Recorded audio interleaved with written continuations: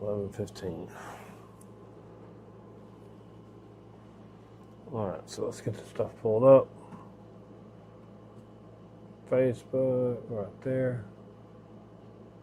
Refresh this. Click that live.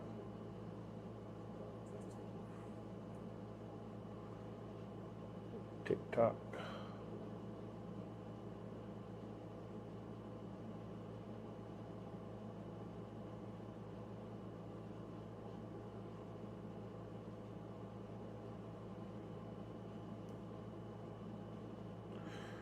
That live. All right, so we're working on some coax here. We got things to get done. I've got to finish up some 1/2 inch. I got to finish up some flex.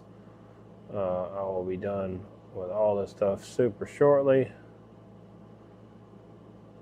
All right, so scoot this over real quick so I can see what all's in here, and let's get our butts to work. So yeah, it's a pretty good camera angle. It's not too bad. All right, what's up, Sam? What's up, Carl? What's up, Sprank? What's up, everybody else? Hope you guys are doing well. Let me hop into YouTube now real quick. Watch it give me another freaking warning. All right, so click right there. So it has happened again. Not that I'm really that surprised, but Facebook, or excuse me, TikTok has constantly been warning me, telling me I'm selling stuff outside of the shop. But I'm not selling anything right now. I'm just building stuff for you guys to see, right? So, yeah, that's been a fun one to deal with. Figure out how the heck to answer that question. Like, what am I supposed to do? I can't own a business? Maybe it's, oh, I bet you I figured out what it is. It's my freaking, I wonder if it's my mirror over there that says dwinsrfsupply.com. Maybe that's what is triggering it every time. I don't know, to be honest. I ain't got a clue at this point. I kind of just gave up. So, let's zoom out real quick for you guys on Facebook and YouTube land.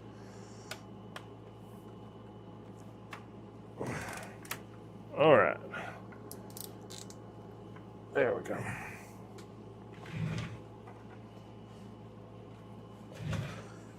Now, this is already built. This one's already built. This one's already built. This one's already built. And I've got to finish these. Once I finish these and I finish this, I am well underway to being done. I'm going to fix my brightness over here just a smidge. I think something like that's a little better maybe. Now that I zoomed in, I think I should be okay. Let's zoom in a smidge. Something like that. Turn the camera. I'll be working like this the whole time anyway, so should be fine. All right. You guys let me know on TikTok what it's looking like over there. I set up a box where I can't see you guys' comments very well. Now I can see it. So we're gonna do. Uh-oh. I'm about to kill the camera on Facebook and YouTube. Give me just a second. So sometimes it kills it, sometimes it don't. It didn't kill it, luckily. It wasn't charging my stuff. But I need, it's right here. So if you guys are not familiar with 1/2 inch hardline, this stuff is used a lot of times in telecom. It's also used in broadcast. So your AM, FM radios and stuff will have this stuff.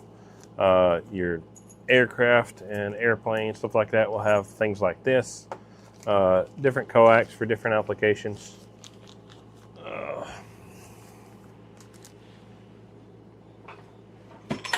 Move that out the way.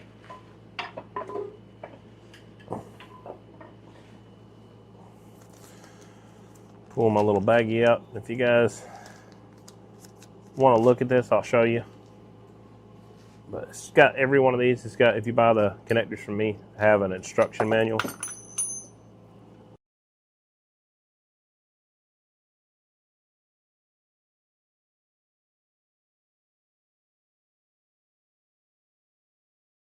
what's going on down here now that it's plugged in. Everything's all going crazy. Energy saver is on. I don't need energy saver because I got battery. I got charger right now. 7%. Good. We're plugged in. Give me just a second, guys, on TikTok land. I messed around and didn't make sure the streaming laptop was charged. It's actually a little streaming tablet's what it is. But I messed around and didn't check and see if it was charging, and that son of a gun has went nuts. So let's see if it keeps resetting. Yes, it just keeps continuing to reset. So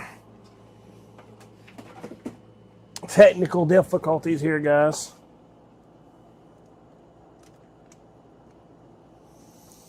Well, it should be good from here. Now that I just did that, I believe it'll reset properly. If it doesn't, then I'll just have to deal with that when it comes real quick. We should be, looks like pretty good. We're good? All right, cool. So this is 1/2-inch hardline. This is a type of Helix cables made by a company called Andrew. I need a knife. I need my caliper, which is sitting all the way over here.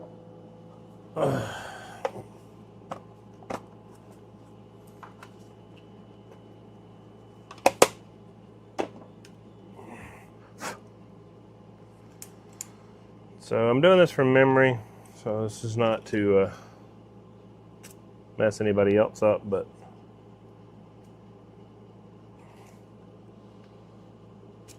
so now I gotta see where this hits. Does this hit on a high spot? It does. That is extremely convenient. So normally I'll have to cut back a little bit further to line up on this connection, but I do not. I just have to make sure that I get this cut right. So what I'm going to do is I'm going to grab the piece that I just put aside, which is this one over here. You guys got questions on TikTok, feel free to ask. It don't hurt my feelings at all. YouTube land, you guys just always hang out. I have no problems with none of you guys. You guys are great. But I had some good questions out of YouTube yesterday. I think it was probably the most questions I got out of any YouTube interaction. YouTube's cool, but they're not super chatty.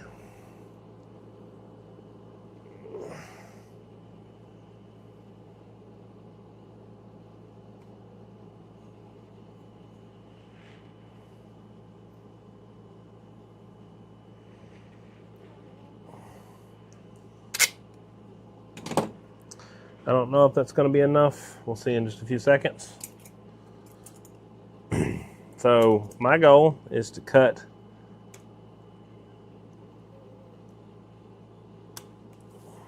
really? What's going on here?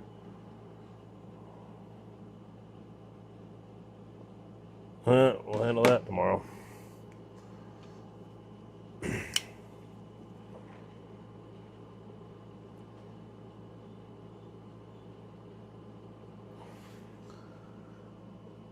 Alright, go a little bit deeper.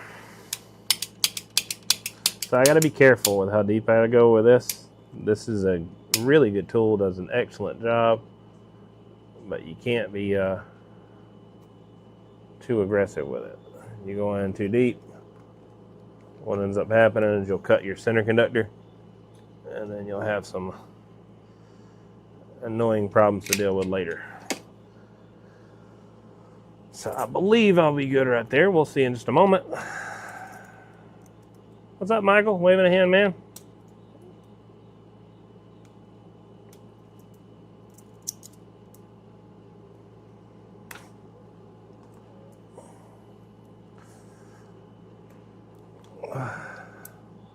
So I actually didn't get quite as much as I thought the other day. I don't normally get gifts, and I'm definitely always, I appreciate it when you guys do it, but I really don't need it by any means, for sure.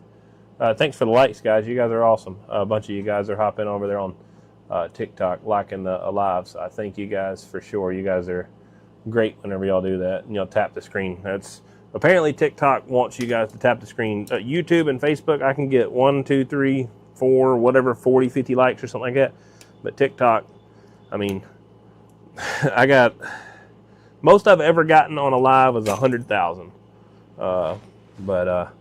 That was we had a long time to do it. We didn't have, and we had quite a few guys hanging out.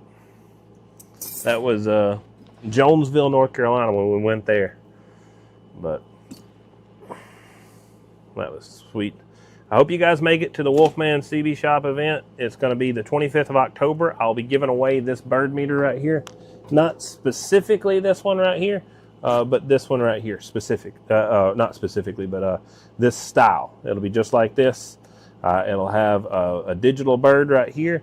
You can go 100 watt slug, 250 kW, 50 watt, 1,000 watt, 100,000 watt, 50 milliwatt, whatever you want to do. Any particular setup you want to go. Average, peak, you can do 1 times multiplier, 2 times multiplier, or 4 times multiplier with that one. So super, super cool. I'll be giving that away at the end of the month. You guys have to be present to win. So I hope you guys can make it to Carnesville, Georgia on the 25th of October. Hey, thanks for being a member of the fan club. I need to know you. I don't want to be disrespectful. I wonder if I think that's kanji, but I'm not sure. I can't read it. But thank you. If it's Japanese, it's arigatou gozaimasu.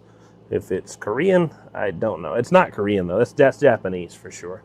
Korean has a little bit more loops in their characters.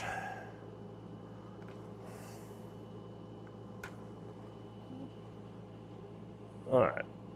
But yeah, I hope you guys can make it. It's in Carnesville, Georgia. I'll be giving away, like I said, 2 bird meters, 1 digital movement, and 1 completed housing setup. So if you guys make it, come on down October 25th. All right. So, oh, and thanks for the new subscribers on YouTube, guys. There's several of you guys that subscribed yesterday. So thank you. If you're coming back as a returning person who is subscribed already, you're awesome. If you're brand new, then welcome. So you have to be careful not to cut yourself because this can get sharp right here. And watch what you're doing. What's up, Six Pack? What's up, Harold? What's up, Jim? Hope you guys are doing well. Let's go ahead and prep this material right here. Let me look into this position over here on TikTok. Yeah, that's a pretty good spot. You guys can see pretty good, right? Let me play this video and make sure my shoulder's not in the way. So whenever I sit right here and I'm working, right? We're just looking to make sure we're not going crazy on this.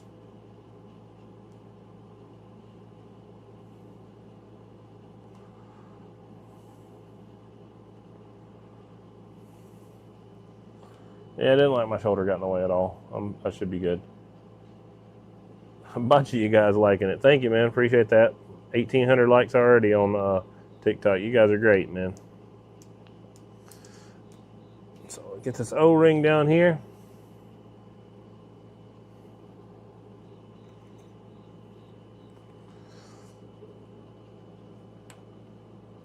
But yeah, like I said, I hope to see you guys at the Wolfman event in October. Or excuse me, end of October, the 25th. I will be there, and I will be giving away stuff. I'll also have hats and shirts to give away.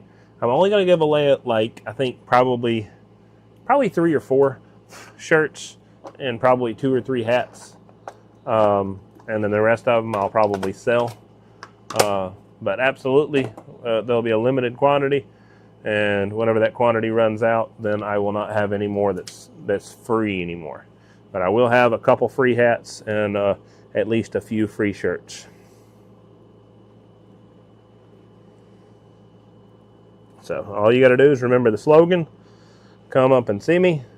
I will be right there at right by the porch for the entrance. Like I said, this is not till October 25th, so you don't have to meet me tomorrow or nothing. But we're getting ready for it, for sure. It's 20 days away. And every bit of the prep that I'm doing right now is all trying to get prepped for that event. Not specifically build, but trying to get freed up so that I can start working on it. I don't know if I'll have any pre-built jumpers. I may have some RG-400 velocity factor jumpers already ready. If I get enough time. If I don't get enough time, so be it. I can always take orders whenever I'm there, and you can get it shortly afterward. I will have some digital bird meters available for purchase. So I'm shooting to have a decent collection, and everything is slated for that to work out. Let's measure this real quick. LDF4, great for CB power of a super scanner at 175 foot, and I love it. Yeah, LDF4 is great. I love it. Good stuff.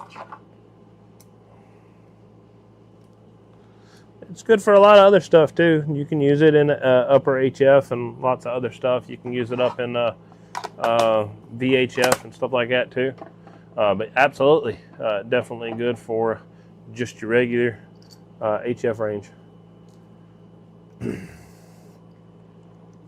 Yeah, building flanges on these are always fun. Definitely takes a bit. It is the 25th of October. It's a CB meet. So the Ham Fest that I'll be going to this year will be Hamcation in Orlando and Dayton in Ohio. But this one's a CB meet. There will be definitely some HF equipment, but for the most part, it's just CB stuff. So if you're some of my HF guys, you might hang out and wait and meet me in Hamcation, over at Hamcation in Orlando.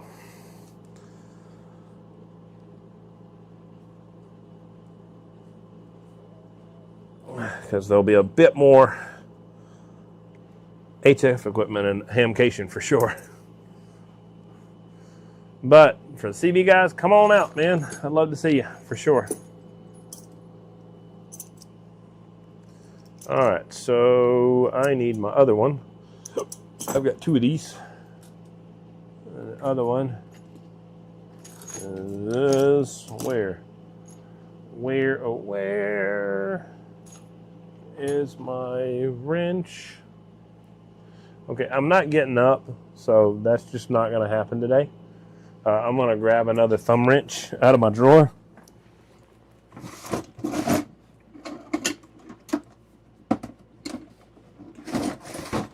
Specifically, so I don't have to get up.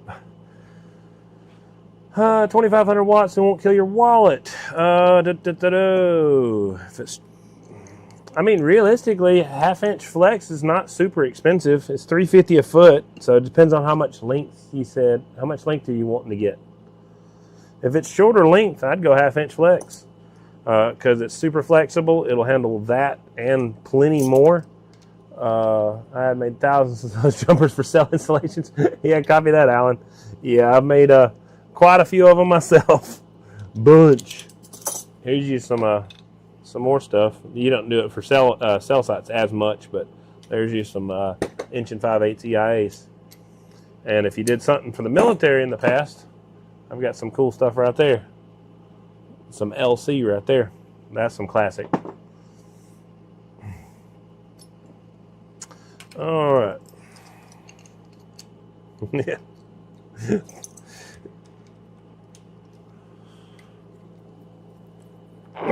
I'd still say half-inch flex is probably a good place to be. I mean, you could technically buy some. I've got some. I think it's TWC 400 or TWS 400. It's like LMR 400 style, and you can get it for pretty cheap. I think I've got it on sale. I think I got 500 foot of it left, and I will not have any more in stock after this. It's just some new old stock I got. You can get it for 70 cents a foot if you wanted to just buy it. But me personally, I like to prep for overkill. for sure. Oh, look, I'll show you some more classic connectors. Where is this at? I've got an oddball, a real oddball that I own over here somewhere. But that's this completed harness. We've got a DIN connector here, and we've got a DIN with a connector-based split feed right there. You guys can't see that, so I'll have to turn the camera. I'll bump it over so you guys can see. But that's the connector-based split feed on the end right there. That's, where's my other? I don't need to get too distracted, but I have a cool connector I wanted to show you, but if I don't have it, I don't have it. There's some more goodies right there. That's more the broadcast side of stuff, but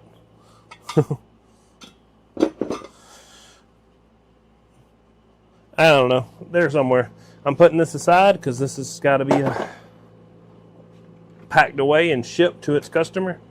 I really don't remember where this customer's out of, to be quite honest.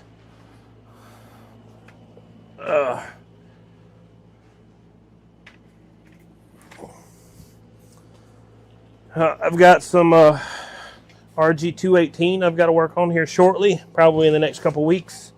So we'll have a 218 order, and you guys will get to see how that goes. That'll be pretty cool. Bump that down just a smidge. I'm going to go ahead and get some of this RG-400 finished up, and that will be, we'll go on to the bird meters after that, after I finish this up. I do have a couple other coax brackets I got to build, but I'm not doing that over here. Hey, cool. That's nice to know.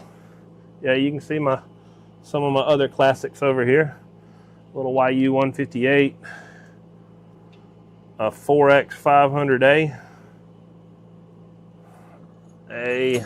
that one's not broadcast. That's just a 3CX 1500 D3. Here's your.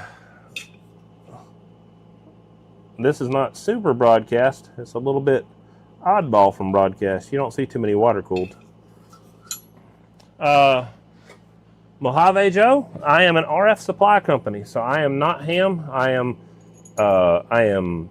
ham. I'm broadcast. I'm telecom. I am CB. I am GMRS.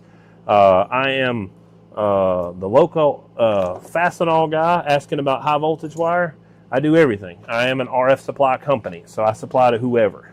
It doesn't matter who you are. It doesn't matter what frequency you operate. I supply equipment for you. So let's zoom in real quick. I think it'd probably be better for the guys on TikTok also. So let's get a little bit more focused on what we're working on. Get off of that. Right here.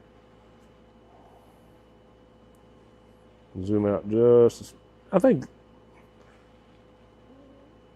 I don't know if tell me if this is too close. We'll move if it's too close on TikTok.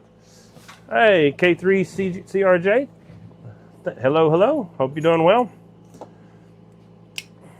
What's up, Bayou boy? Waving a hand, man. Like I said, I do stuff for everybody. It doesn't matter who they are. I don't care. I am not one of those guys that will get into the say the ham versus the CB guys. I'm not going to get in the telecom versus the broadcast guys. I'm not going to get into stuff like that. I'm an RF supply company. I supply to whoever. So I'm not going to sit there and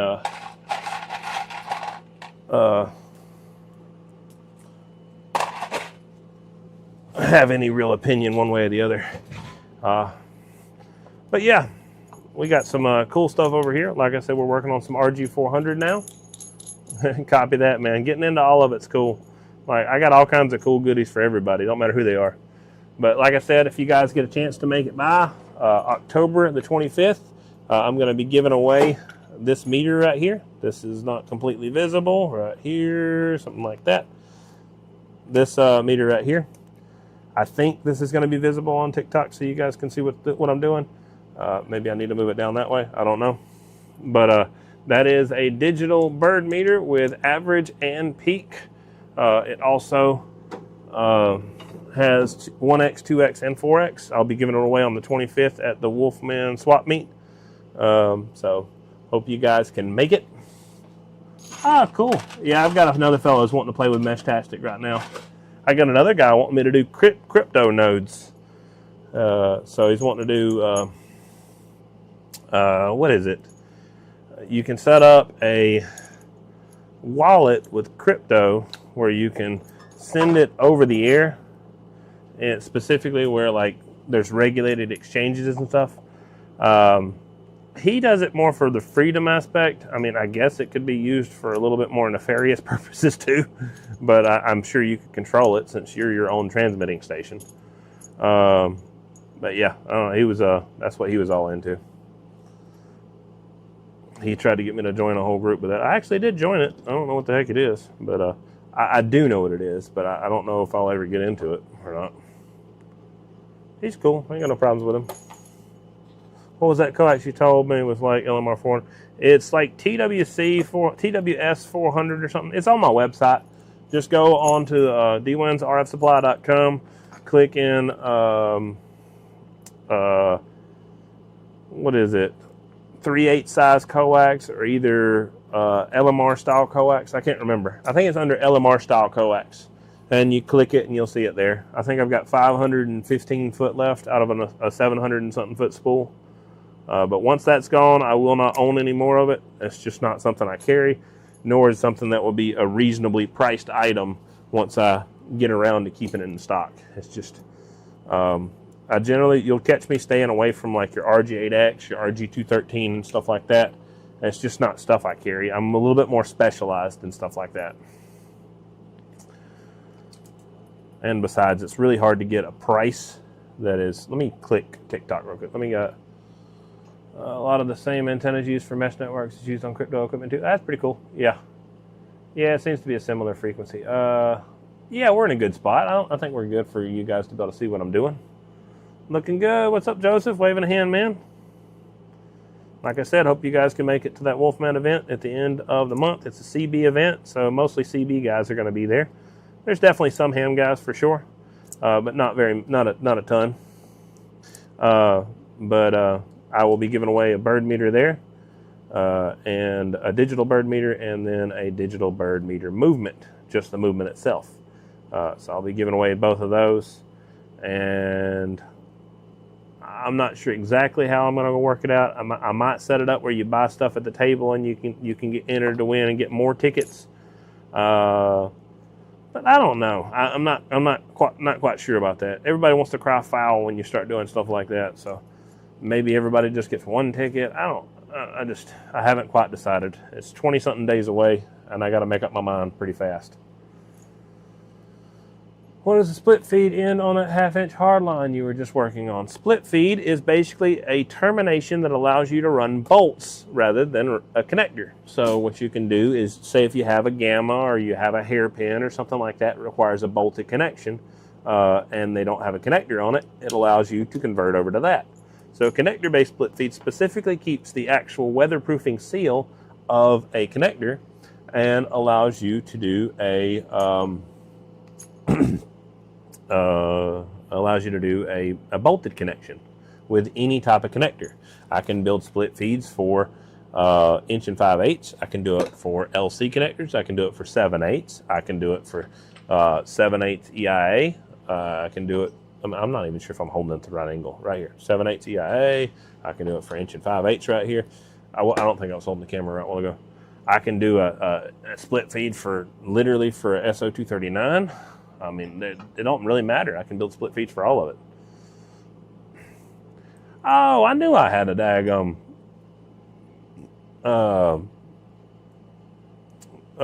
tube that had 4 big pins. I was talking to a fellow about that. He's like, I got a tube that's got 4 big pins you might want. I'm like, yeah, I got one too. I just couldn't remember what it was. It's that 4X 500A, which is an oddball tube itself.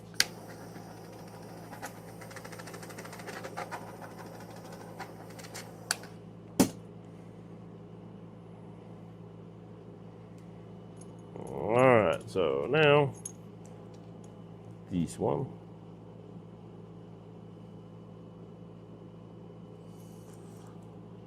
I'm zooming in kind of close so you guys can see what we're doing. Yeah, on some Yagis, for sure, exactly.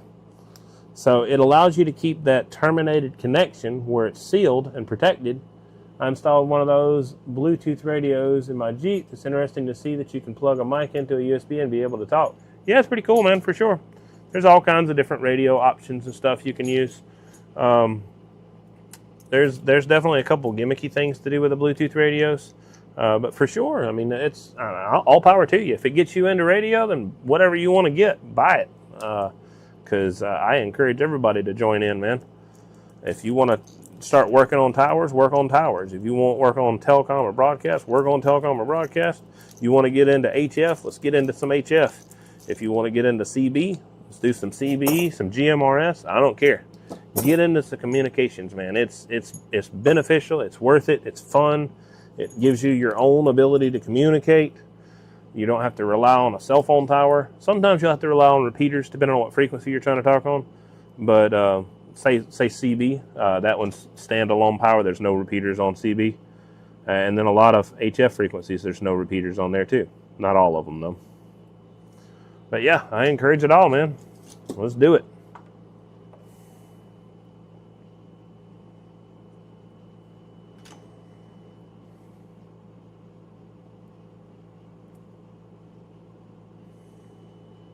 I am located in Georgia.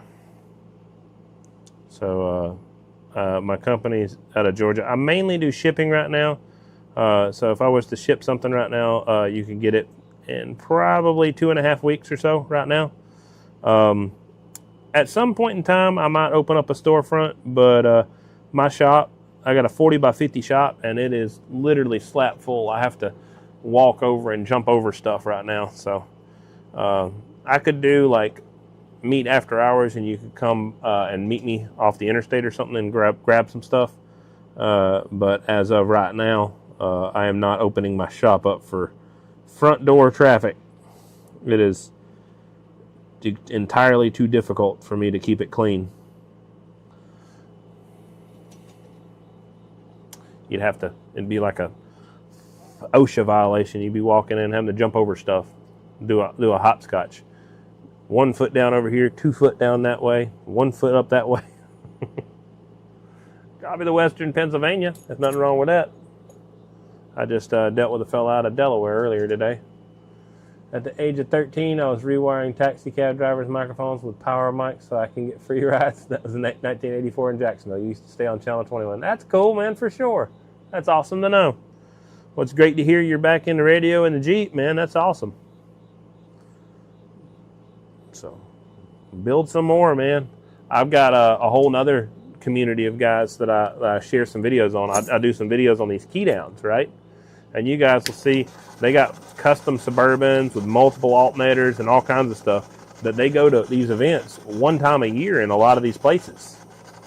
Super, super cool to see somebody getting that dedicated to something where they're like basically building a competition or a communications drag race kind of vehicle. So that's pretty cool. Some of the field day stuff gets pretty cool too. Like I've got a tower right now. Let me get this thing to come in here. You can do it, buddy. Thank you. I've got a tower right now. It's a mobile tower. You can hook it up to a trailer, hook it up to any vehicle. I think you'd have to, a decent sized half ton, you'd have to pick it up to. You couldn't be pulling it with no S10 or nothing. Or no Ford Ranger. But it's a 107-foot crank-up tower. So that'd be pretty cool for like a field day or for climbing up to a mountaintop or do anything. It'd just be fun. I just sold a 50-foot crank-up that nests down to about 12 foot to a fella. And he's doing some stuff with it. So that one's cool. I got another 100-foot crank up that I still got right now that somebody can buy if they want it. And then I've got, I think, 240 foot of commercial tower left. Maybe 220 something foot. Yeah, these are silver. Silver with a Teflon dielectric. That allows me to get this heat up a lot hotter than what you would be able to normally with like your normal Bakelite connections and things. I've even got some unobtainium too, guys. If you guys want to spend enough money, then I'll show you my unobtainium section. So this is really nice. It's a silver plated Teflon dielectric connector. But this is my pride and joy right here. Let me get one of them out of here.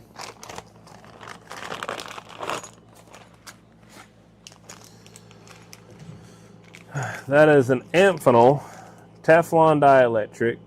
I think it is a brass center pin. I thought it was a gold-plated center pin, but I looked it up, and I think it's brass. But Teflon dielectric, brass-plated center pin, silver-plated body, made from Amphenol. So that's super cool. I am a big-time Amphenol fan. I like Amphenol products. I like Andrew products too, though. So I guess I'm not super particular. Let me line this back up and look, make sure I got you, and you all around. Let's do the next one. So after I get these done, I'll be working on, like I said, some bird meters, the digital bird meters. I'll show you guys how those things work here shortly.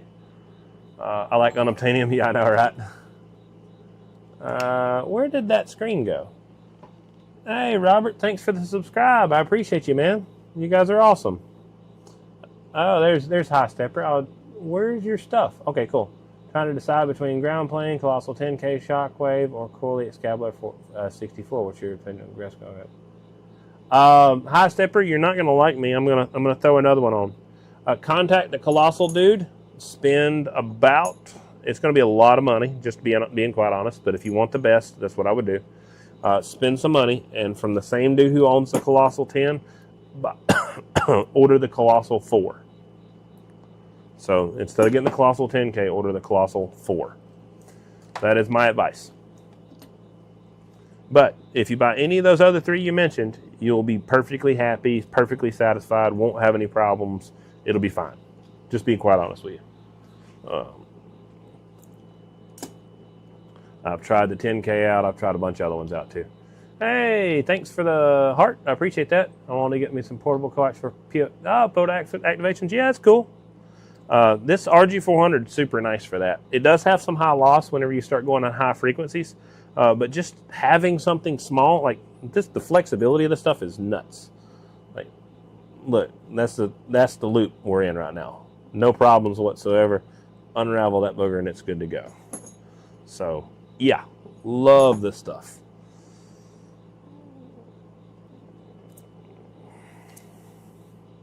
If it's QRP anyway, well, I mean, still, you got to watch out for loss, but whatever. What's up, Mr. Mopar? Thanks for the follow, man. I appreciate you, for sure.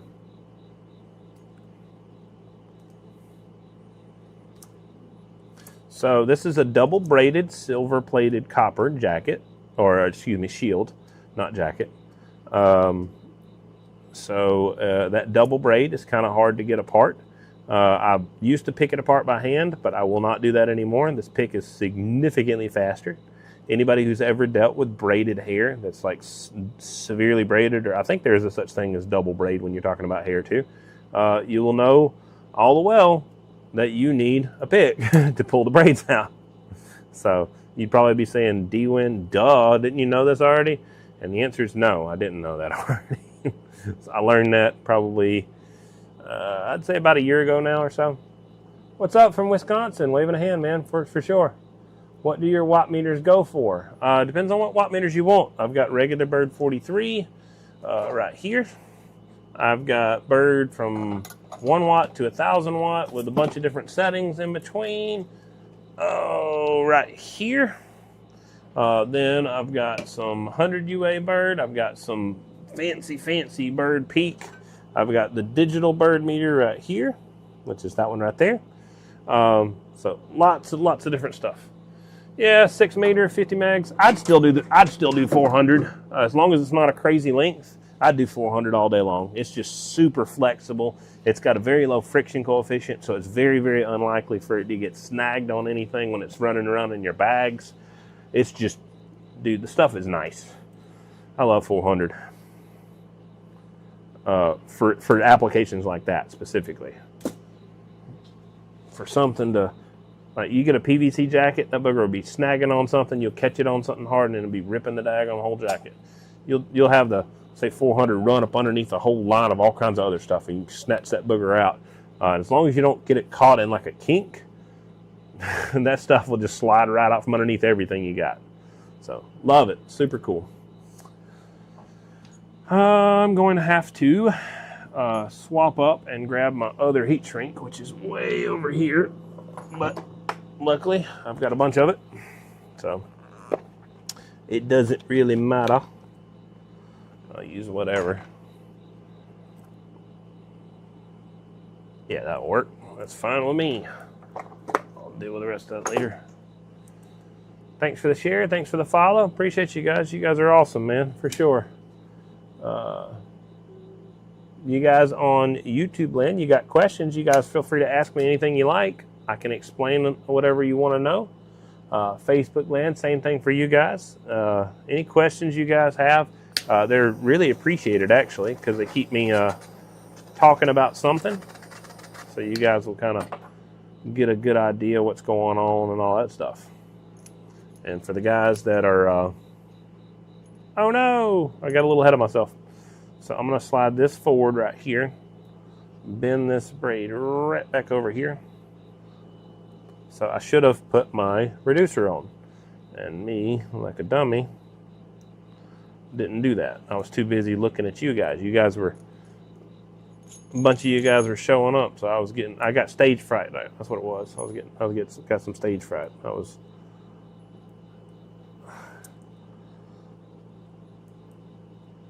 distracted by all the peoples. All right, that's fine. Same concept, same thing. Super low friction coefficient allows me to put that piece right back on there. Yeah, I know, right? Yeah, you got me. I am not perfect. I will make mistakes. I try my best not to make those very often.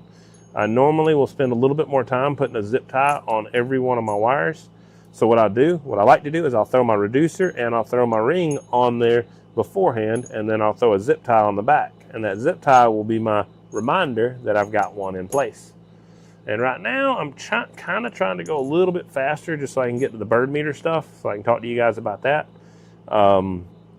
And because of said rushing, I skipped a step.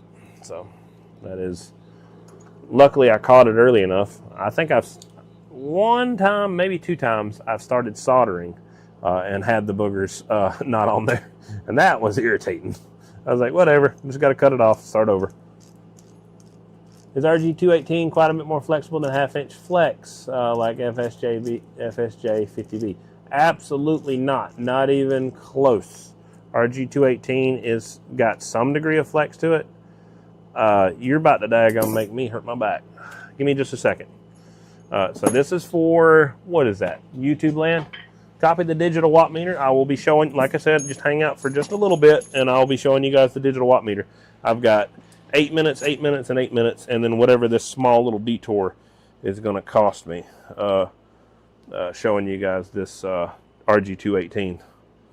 So I've got to build this stuff soon anyway, so I'm going to grab the spool and show you guys. Oh.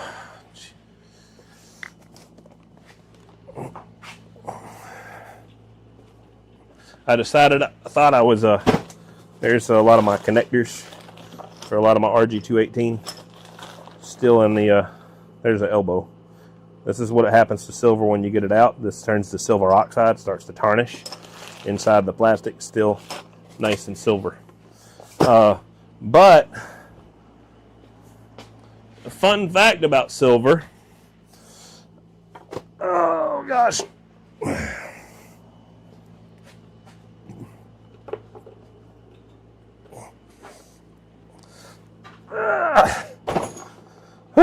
That's kind of heavy.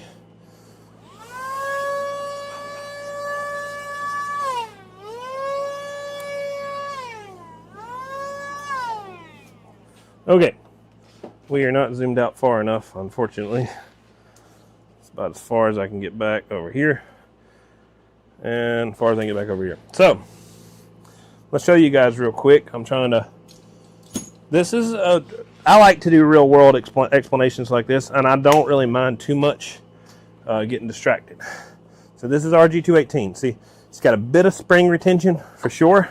You can get it to flex and get it to move, and maybe something like that. You don't want to go too crazy. You could probably go a little bit tighter, but it's going to be tough to straighten it back out afterward. Once you line it up, it'll pretty much stay wherever you want to put it. So it'll do pretty good. I got my big zip ties over here. Let me grab one real quick. Let me put this aside, and I'll show you guys some FSJ4 real quick. Some 1/2-inch flex. Now, 1/2-inch flex won't handle the same power as what 218 will, but this is, oh gosh, heavy.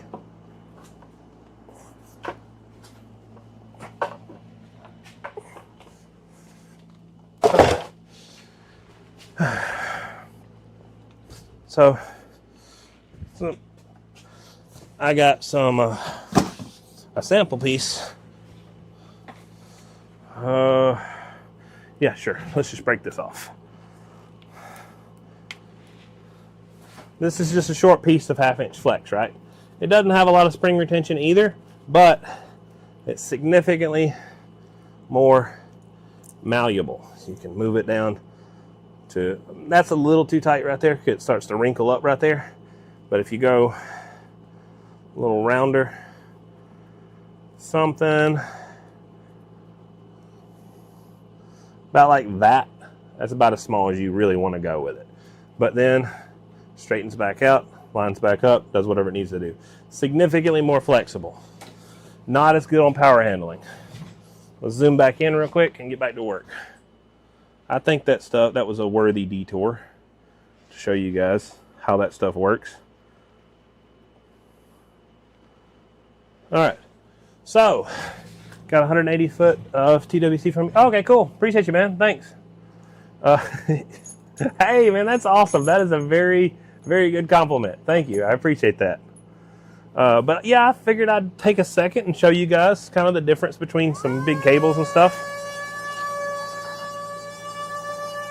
And we'll get back on this 400 real quick and finish it up. The TWC, I mean, yeah, for sure. It's for 70 cents a foot, dude, you can't hardly beat it. Because you'll spend $3.50 a foot buying the 1/2-inch hardline. Or the 1/2-inch flex, excuse me. And yeah, sure, the 1/2-inch flex is better, but it's not $3.50 a foot better in comparison for what you're looking for. Where's your 7300 coax? I don't know. If you made an order on my RF supply, I wouldn't know it by your TikTok name. But I should be done with all of my RG-400 orders after today. Anybody who wants to order any more after that, they will get done after the swap meet. Currently, that is my backlog. I'll be about 2.5 weeks out. So after the swap meet is when everything ordered at this point will be done. Now, if I'm just cutting some wire, for sure, I'll be doing some other stuff. Robert, definitely message me anytime about that digital watt meter. I'm going to be, like I said, if you'll hang out, I'll show you guys how it works. I'm going to be testing a new firmware on it. It might be boring. It might be a great video. I don't know. Right now, you guys are doing great anyway, hanging out, and a bunch of people on YouTube, a bunch of people on TikTok, and a decent amount of crowd on Facebook. So no matter what, I appreciate who all stays and watches right now anyway. I've got about 10 minutes left on TikTok before I have to pass a puzzle. It happens in almost exactly an hour on the live. So if anybody doesn't mind, please remind me to pass my puzzle on TikTok, or else this whole video is going to get shut down and I have to get restarted.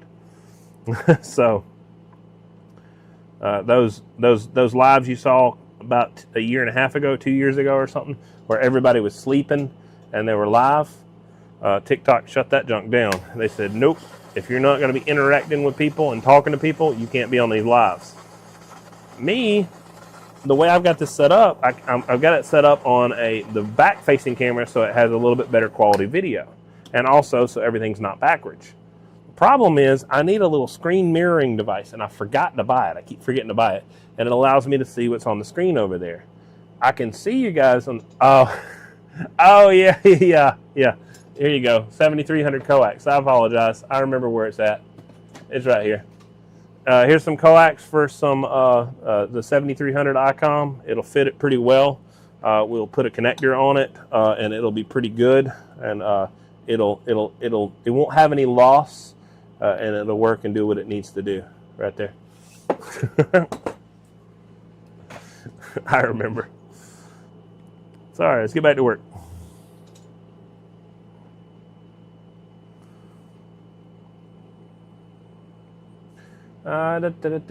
Yeah, for sure. No, it won't have any attenuation. Is going to be very low. Power loss still going to be pretty low. No real worries, to be honest. So as far as specifications go, it'll do a great job. I have no real complaints with it. Sent 05 an email. We shall see.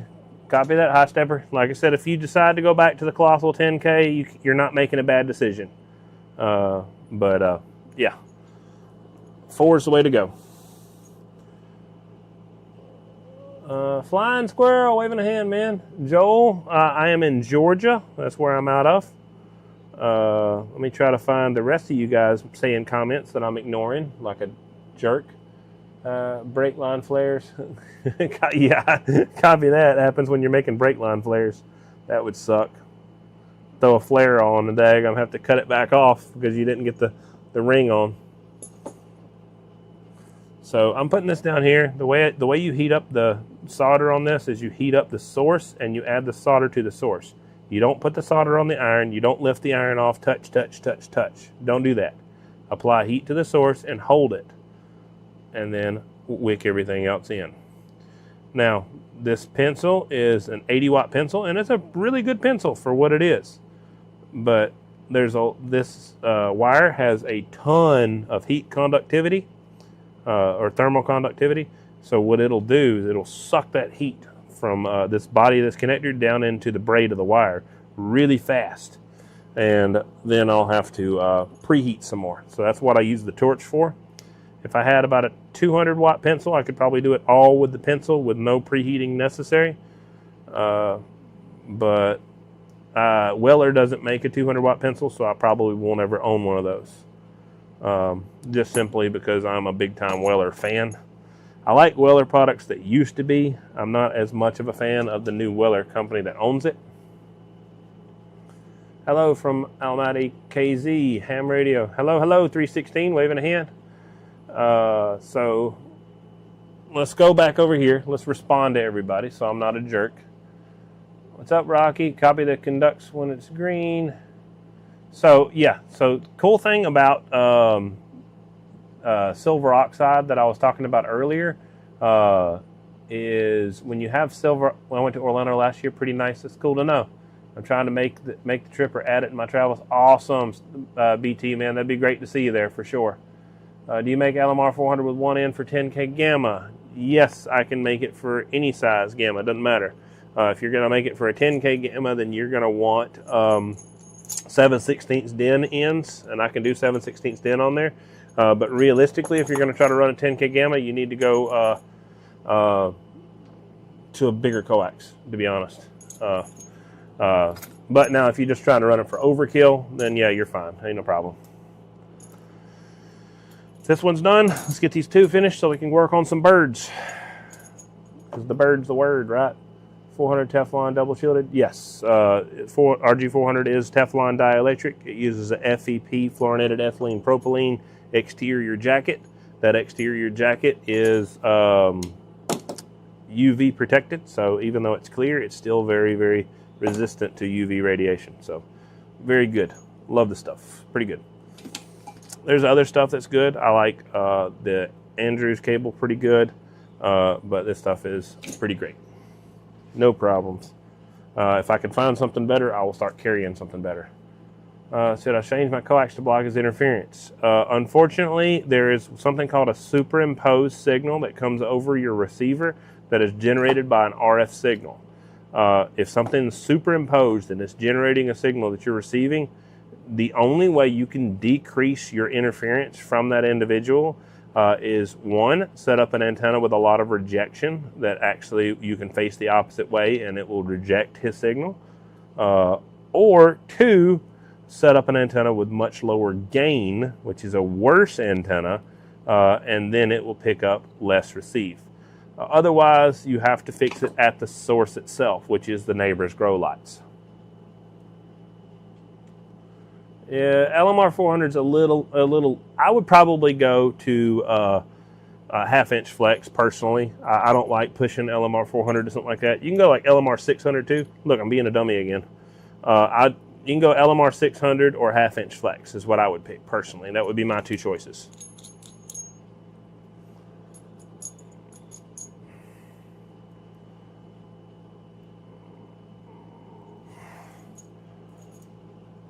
Again, I'm out of my normal rhythm, so I'm not doing exactly what I normally always do, which is slide on all my material beforehand. Let's just go ahead and show you guys how I do that anyway, because I'm gonna stop from having this problem real quick. So normally what I'll do is slide that ring on, like a reducer on like that, and grab it. Hey, what's up, Jim Dean? Thank you, appreciate you, man. I wish I had better news about those grow lamps, but it's more than likely a superimposed signal. So you're going to have some way to reject that signal or get them to fix that. See, zip tie, all the parts are on there. It stays on there slightly. If you pull hard enough, zip tie won't hold nothing because of the low friction coefficient of the wire. But it is good enough for its intended purposes. It'll get me by and allow me to hold my ring and reducer on there instead of it just slinging off whenever I move this thing around. See how it kind of just tried to sling off and throw my braid back?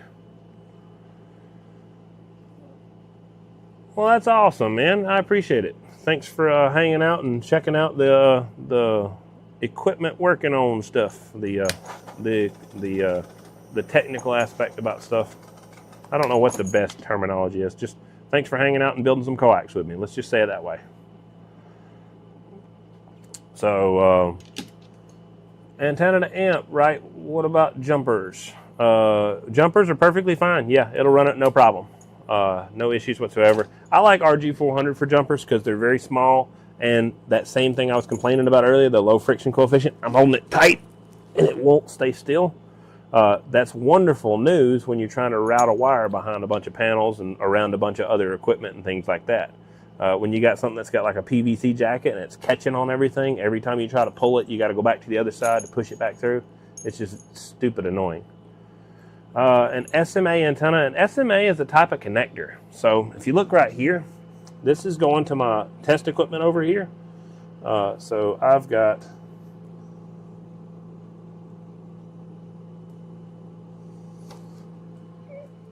this is an SMA connector right here. That's what it looks like. That is a SMA right angle, and that's an SMA just straight connector right there.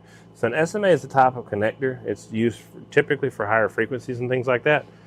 You could make a gigahertz antenna pretty easily. They're not very hard to make. The problem for you is going to be buying the test equipment it takes to actually make it. So it's going to make it stupid hard for you to build if you don't have something that can read it. Because if you're off by, let's do some math real quick, right? Say we run a 5 gigahertz setup, right? Speed of light's 299,792,458 meters per second. 299 set 490 299 792 458. 92, 458, let's backspace that, divided by, say, 5.6 gigahertz, say something way up in the frequency, right? So not 56 gigahertz, but 5.6, so 1,000, million, billion, right?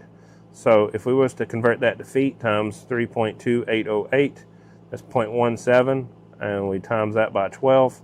So a full wavelength at 5.6 gigahertz is 2.1 inches. So if you're off by 1/10 of an inch, you will be off frequency. It will not be aligned. So building antennas, yes, you could. It's relatively easy, but you really have to have the test equipment that could go up to those kind of frequencies. So on my shelter, I run RG-8X to the lightning arrestor, then LDF-450 to the wall pass-through, then up. Yeah, there's nothing wrong with having RG-8X in the shelter, but the problem is you're limited to about, depends on what the quality the 8X is, probably 600 watts or so, 600, maybe 800 watts. I would say more closer to 600. I've seen guys run closer to the 1500 on RG-8X. I'm not a fan. That's going a little bit beyond, but some guys will do it for sure. 10 watts max. What frequency? What's the highest frequency though? That's what I would need to know. So the higher the frequency, the more the effect.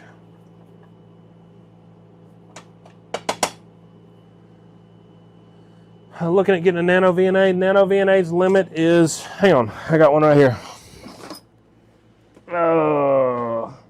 The highest the nano VNA can go up to, it's 900 megs, so it's not going to help you in the gigahertz range. I haven't. Now, even me, I'm limited to, where are we on? TikTok talking over here? Oh, there's my puzzle. I've got 3 minutes and 51 seconds left to do this puzzle, or I'm kicked off TikTok. Woohoo! I passed the puzzle. So if you look right here, this is what's called a VNA. This is about $3,000 or $4,000 is what it will cost you. I guess I'll show you guys on Facebook and stuff too, because it'll make sense for the context of the conversation. So yeah, like I said, this is a VNA. This is an S parameter test set. This allows me to check multiple circuits. It's how you would check an RF circuit. But this only goes to 3 gigahertz. So 3 gigahertz is my limit currently right now. I have a transmitter tester that'll go to 4 gigahertz, but 3 gigahertz is where I stop at. In my other test equipment, my smaller stuff, one of them is 600 megs, and the other one is 900 megs, and the last one is 1.5 gigahertz or so. So that's really my upper limits for some of my test equipment. If I start playing around with some of the other stuff, then I would, of course, go ahead and get something bigger. But for now, this is what I got. It's running F-15 Eagle. Yes, this stuff is used in aeronautics a lot. So it'll be used in a lot of the bigger airframes, especially things that go up in high altitude, just simply because it's very good for things with a lot of thermal expansion or pressure expansion. So once you go up higher in altitude and stuff, you will see the whole airframe will change.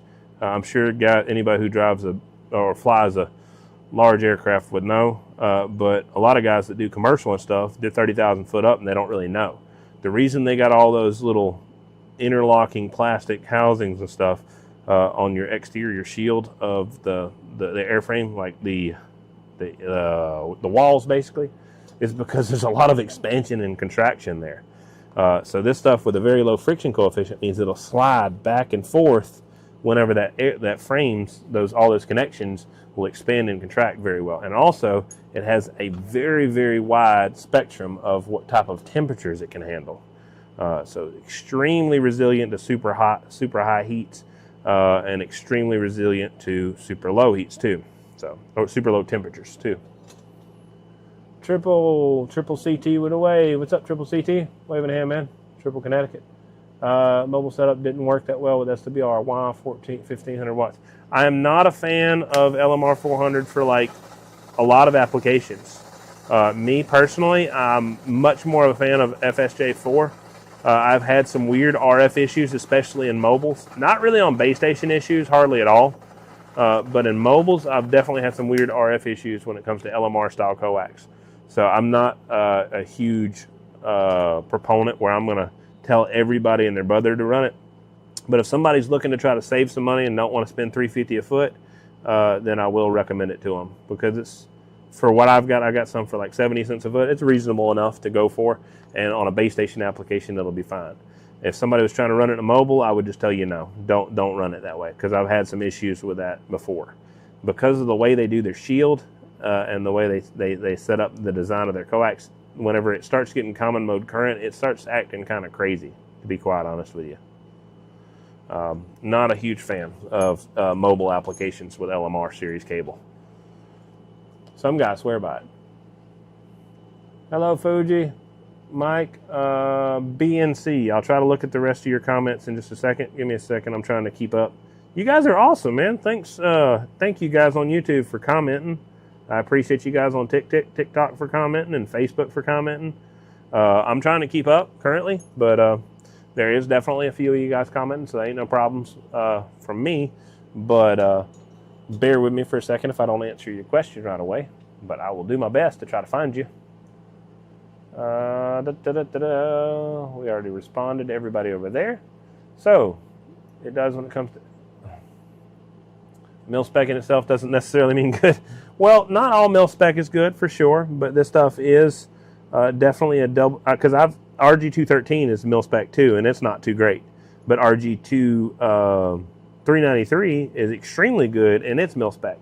So there's all types, for sure. Mil-C-17G is not really a standard that you want to kind of go by, but there's some other mil-spec standards you can go into that are definitely very good. So it just depends on how rigid their testing is, for sure, as a response to that. All right, so Mike over here on YouTube land was telling me something. That thing is a monster. Yeah, for sure.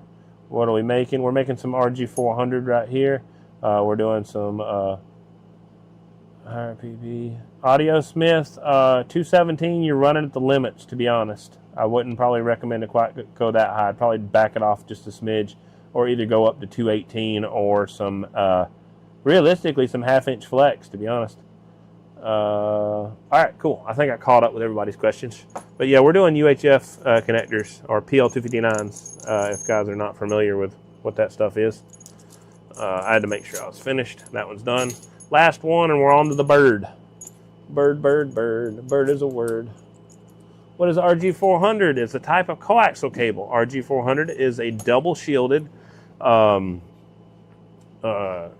cable. It runs a Teflon dielectric material, so that's the insulating material. It uses a fluorinated ethylene propylene exterior jacket. Both of those are fluoropolymers, and that means they have a lot of very good properties in certain areas. They excel in certain areas.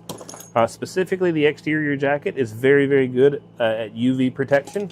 It has excellent UV protection, and the exterior jacket, along with the interior and the cable itself, are all very capable of handling extreme temperature changes from 500 degrees all the way down to well below zero.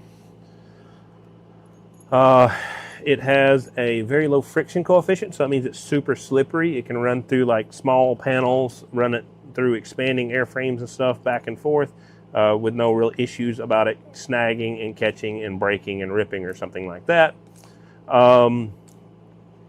The Teflon dielectric means it has a very high dielectric strength, so that means it can handle a significant amount of power, well beyond what the actual center conductor is actually capable of running in any efficient manner, and still not arc out. So you could run, say on HF, you could run probably 2,000 or 2,500 average through RG-400, and it probably wouldn't arc. Now, the wire would have losses in other ways. It would get extremely hot, and it would have hot spots, and you'd have loss through the actual wire itself due to heat losses, thermal losses. But as far as failing, it probably wouldn't fail. All right, where's our comments real quick? What do we got? Thoughts on the handheld nano VNAs out there? The handheld nano VNA is a little bit of a problem, but it's also very good in other respects. The data points it picks up, it's a little lacking on the amount of data points that it picks up. and it's not really a true RF VNA. So it'll work. There's nothing wrong with it. For especially most hobbyist applications, it will do just fine. If you're trying to do any real major antenna design, circuit design, things like that, probably best to go ahead and buy a full-size VNA. Even if you buy an old one or something like that, you'll still probably spend about $3,000 or so, but it is the investment is necessary for getting accurate results. More questions. Lightning bolt. Hey, thanks for the lightning bolts. Appreciate that. I don't have to have the gifts, but I do appreciate them for sure. How good is it for mobile use for HF? You talking about RG-400? What's up, Happy Camper? Waving a hand, man. Thank you, thank you. Appreciate you guys tapping the screen. It is awesome, and it is absolutely appreciated because it is absolutely what makes TikTok realize that you guys like the video. Otherwise, TikTok, even if I got 1,000 likes on it, if you guys are not tapping it, then apparently TikTok thinks that you guys don't like the video and what I'm doing. I don't know why it's so temperamental like that, but I do appreciate it when you guys tap it. The gifts are awesome. I appreciate them. I don't want to feel like you guys are unappreciated by any means. Thank you very much. They are absolutely unnecessary, though. You do not have to give me a dime. I'm making money building this stuff. I've already got customers that's buying this stuff. I've got to work on it anyway, so it might as well do a video and let you guys see how to do it. So I don't have to have gifts. If you feel like you want to do something nice for me, share the video or just follow me or whatever and watch some more of them. The views is really what matters to me because I want to get this to more people so they can see how to do this. These videos are very, very much for technical information and for tutorial basis for you guys to kind of learn and kind of get into the RF world, maybe have more fun in it, maybe understand it a little bit more. Just anything to help the RF community in general. That's the goal. Not really I don't want to have you guys come in here paying me money and feeling like I'm trying to ask for something. This is kind of my way of trying to give back to you guys. So not really asking for anything in return. I thank you for it, but like I said, I really, really don't need that. If anything, eventually I'd like to get paid through YouTube and TikTok and Facebook and stuff like that, just from you guys just watching the videos in general. That way the money's coming out of their pocket, not your guys' pocket. I find it a little disingenuous trying to bleed you guys dry while you guys are just watching a video. So I know that's the thing on some of these platforms now, but it's just not my thing. 6040, it is not. It is 6337, but 6040 is just fine. Why is he putting that connector on incorrectly? How would I be putting it on incorrectly? Let me know, Mud Duck. I will absolutely listen, see what you got to say. East Coast Assassin, waving a hand, man. Appreciate you. What's the best way to couple half-inch heliacs together with 7/16 DIN? I mean, I've made a few videos. You actually, if you go back to the beginning of this video, BT, I just made a video. Much better.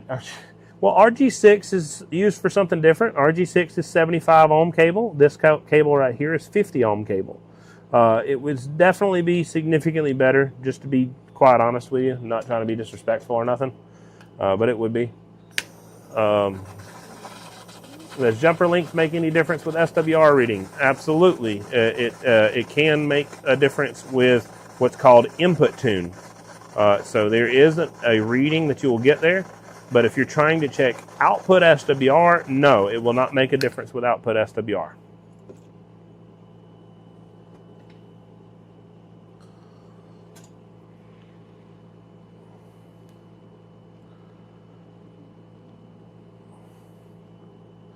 Now, Munduck, I am willing to take opinions. I'm willing to take some insight, but it needs to be something that's founded in RF theory. I'm not really going to take statements like you're doing it wrong. If you have some solid evidence-based things you can say to try to convince me to build my coax a different way, I am 100% willing to listen. But if you're going to just come talk belligerent and be stupid, then you'll just have to go find a different place to do that. So just be quite honest with you. Never affected your station. So, all right, here's the thing. When we talk about SWR, that is very important. A lot of guys want to know, want to understand, and want to try to figure out why and how it affects stuff. So, if you're using a piece of coax inline on a mono-banded setup, not a multi-banded, but a mono-banded setup. If you're using it on a mono-banded setup, what's going to happen is you can have a coax that you can cut, if you specifically do it right, that can either invert or you can match the impedance. If you're going for matching the impedance, what it is coax is supposed to be feed line that's supposed to transfer, that's supposed to travel from point A to point B. It's not supposed to affect the system at all. If the coax has any readings or any effect on the system, then you have something called common mode current.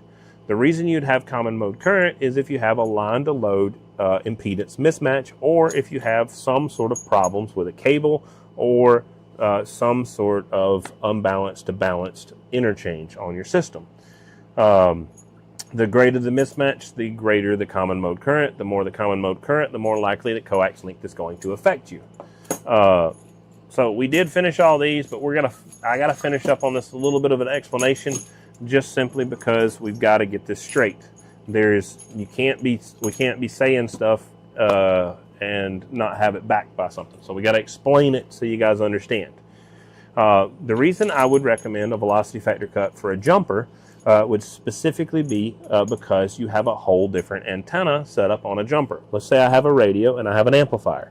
That radio, whenever you turn that amplifier on, no longer sees your output SWR. It no longer sees your antenna that's up in the air or on the vehicle or anything like that. That radio now sees the input of the other amplifier as its new antenna. So if the input is a simple input network and it's on a fixed tune, that means the coax can affect that network. If it's like a Pi L network or something like that with a tune and a load, then probably use any coax you want. But most input tunes are not done that way. They're made on a fixed circuit and they're made with a specific coax that was used on it to begin with. Your goal is to either use a coax that is as close to invisible as possible, or if they've made it in a severely incorrect way, you'll have to use exactly the coax link that they ran. So that's the way it works in jumpers. On main feed line, the way it works is if you have common mode current and it's causing you to have improper readings on your system, which it can severely if you have enough common mode current, what the coax does is it eliminates the coax from being part of the equation. So if you ever look on Rig Expert or MFJ or any of these analyzers websites, and you read into some of their data when they start talking about how to test the system. When you're checking any antenna, you need to check the antenna at what's called the feed point. The feed point is directly at the base of the antenna. So let's say your antenna is 80 foot in the air, way up in the air. Okay, well, are you going to get in a bucket truck, or are you going to go up 80 foot and you're going to check right there at the base of the antenna?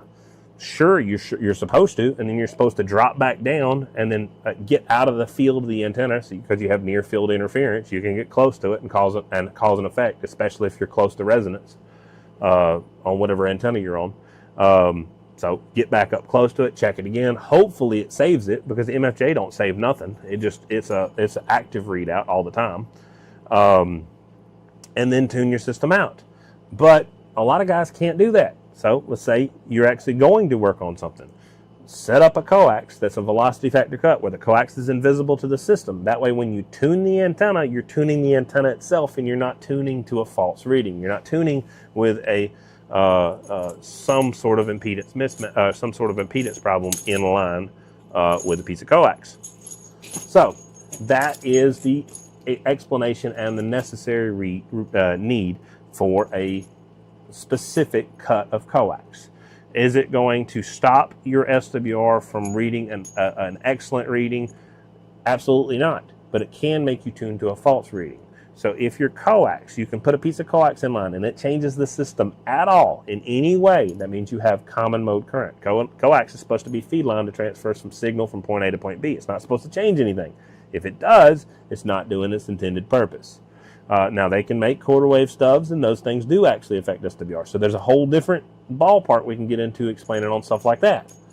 What does the impedance mean for cables? 50 ohm, 75 ohm coax. So if you have, say, a 75 ohm antenna, you'd want to get a 75 ohm coax, or you'd have to get a 2-to-1 impedance balun. So you'd want a balun to transform that impedance, or you would want to get a 75 ohm coax to a 75 ohm antenna. Then you would, because all SWR is a measure of your line to load impedance mismatch.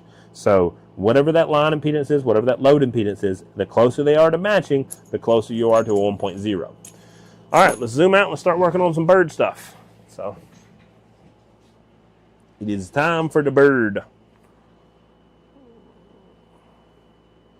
Let me zoom out on TikTok over here. Hopefully that explains a little bit more and kind of helps you guys understand why we have certain things and why we use certain things. There's absolutely a reason for everything. So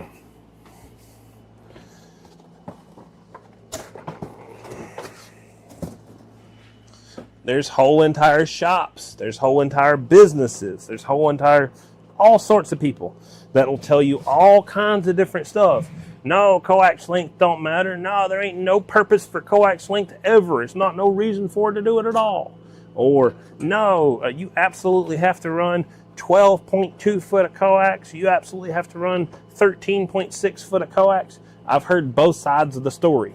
There's nuance there altogether. Don't get too wrapped up in the details.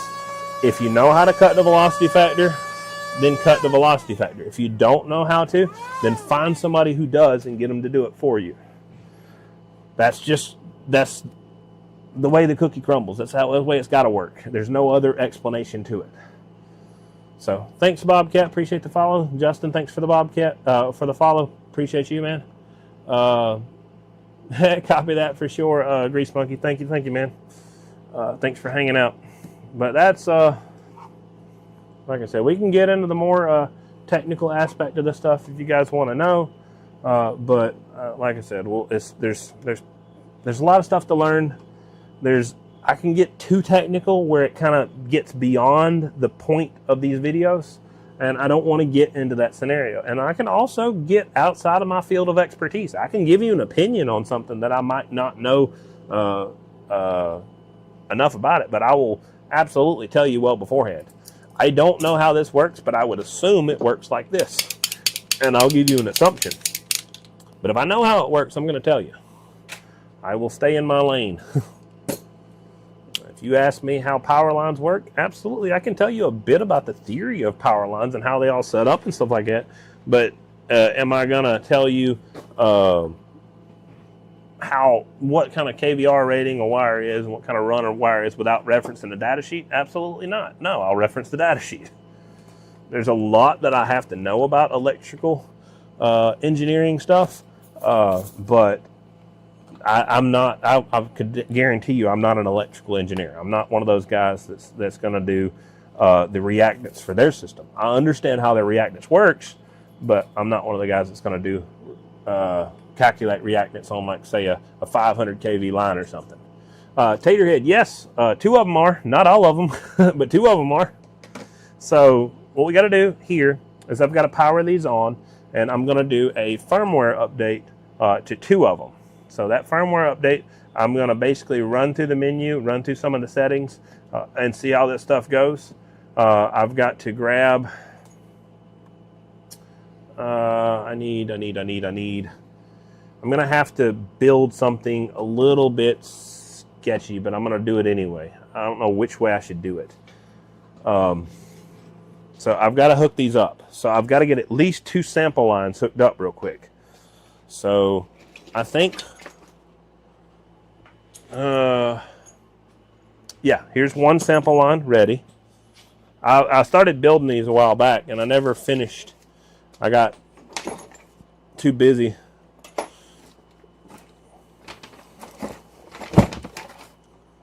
Oh, man, I don't want to do that. I'm going to do this one. I'll do this one. So I just got to put split feeds on these two real quick. So give me just a second and throw some split. Well, I'll show you how to build a split feed. It's not super complicated, but I'll show you guys anyway because I got to do it in order to do these. So let me throw another zip tie on this one. What are these? These are digital bird meters. Let's light them up real quick so you guys aren't so confused.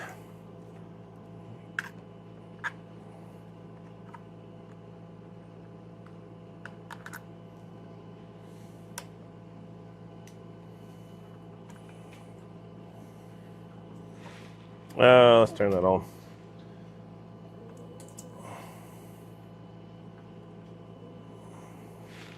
Oh, I unplugged it. Let me hook it back up.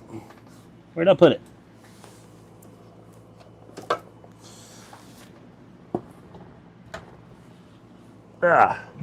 So they are, like I said, digital bird meters. I can power them up, so on and so forth like that. You guys can see how they look. They got a bunch of different settings in them. I can pull this one down right here and let you guys look at that one. This is kind of how it sets up and where they go. They go into a housing like this, or I've got some aftermarket housings over here. I think I'm zoomed out far enough where you guys can kind of see mostly, so I'm going to set this one over there. I'm getting a little, there we go. That's better. So zip ties on this one. I got 2 zip ties on that one. We're good. I sell them. They are bird meters. They allow me to read average and peak RF wattage from 5 gigahertz all the way down to the kilohertz range. So they are a digital upgrade that allows you to hook up to your original Bird 43 and get significantly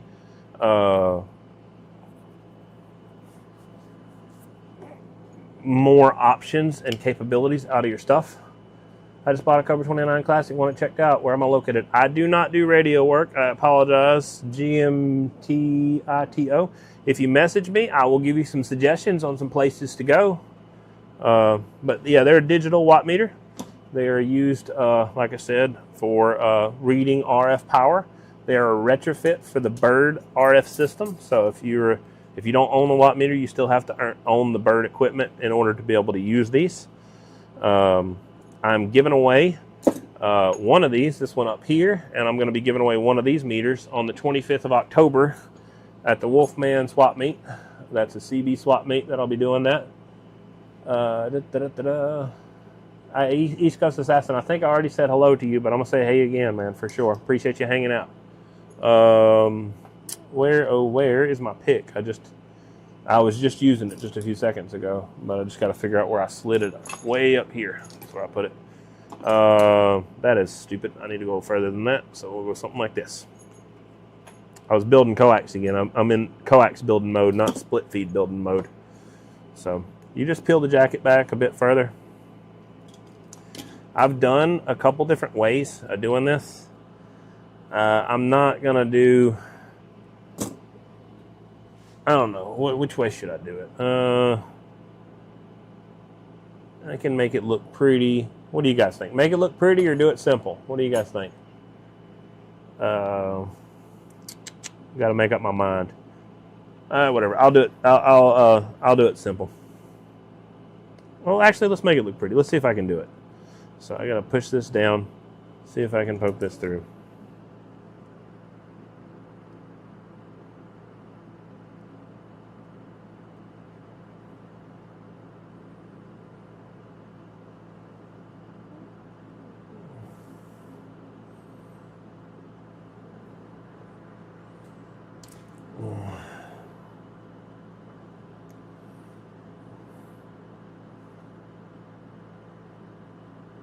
I don't know if I'll be successful or not.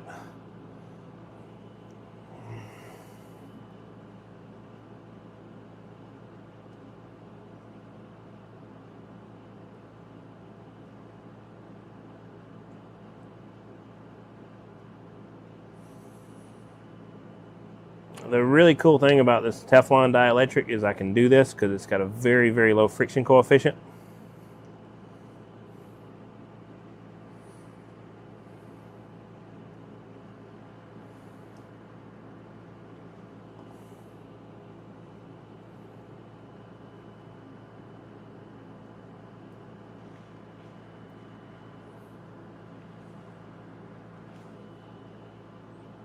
So, like I said, any questions you guys have, feel free to ask. We'll talk more about the digital birds in just a few seconds. I just got to finish.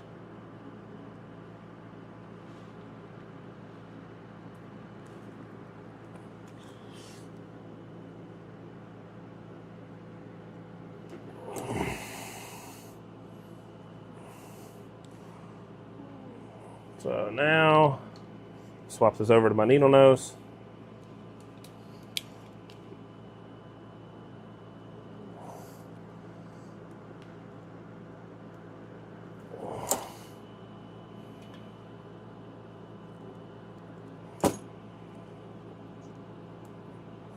Da-da-da-da. So keeps this braid exactly the same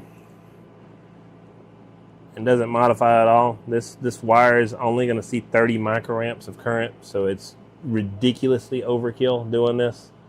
Let's zoom in real quick so you guys can see what I just did. Thanks for the follows. Appreciate you guys. TikTok's getting mad at me because I don't have a TikTok shop again. So I will get a TikTok shop. If you guys want something though, you'll have to get it off my website. It's dwinsrfsupply.com. I get warnings for it every time, but whatever. As soon as they give me a TikTok shop, I'll have it on TikTok. But it's dwinsrfsupply.com is the website right there. So let's do some terminals real quick. So if you look at the back of these, I'm going to grab a random one. This is the size terminal. I think it's a number 8 or number 10. So we'll figure out what size, and we'll grab some terminals. That's 12 to 14. See if I can get some non-insulated back here real quick. 16 to 14, 22, 12 to 10, closed in, 22. There's a number 10, there's a number 8. So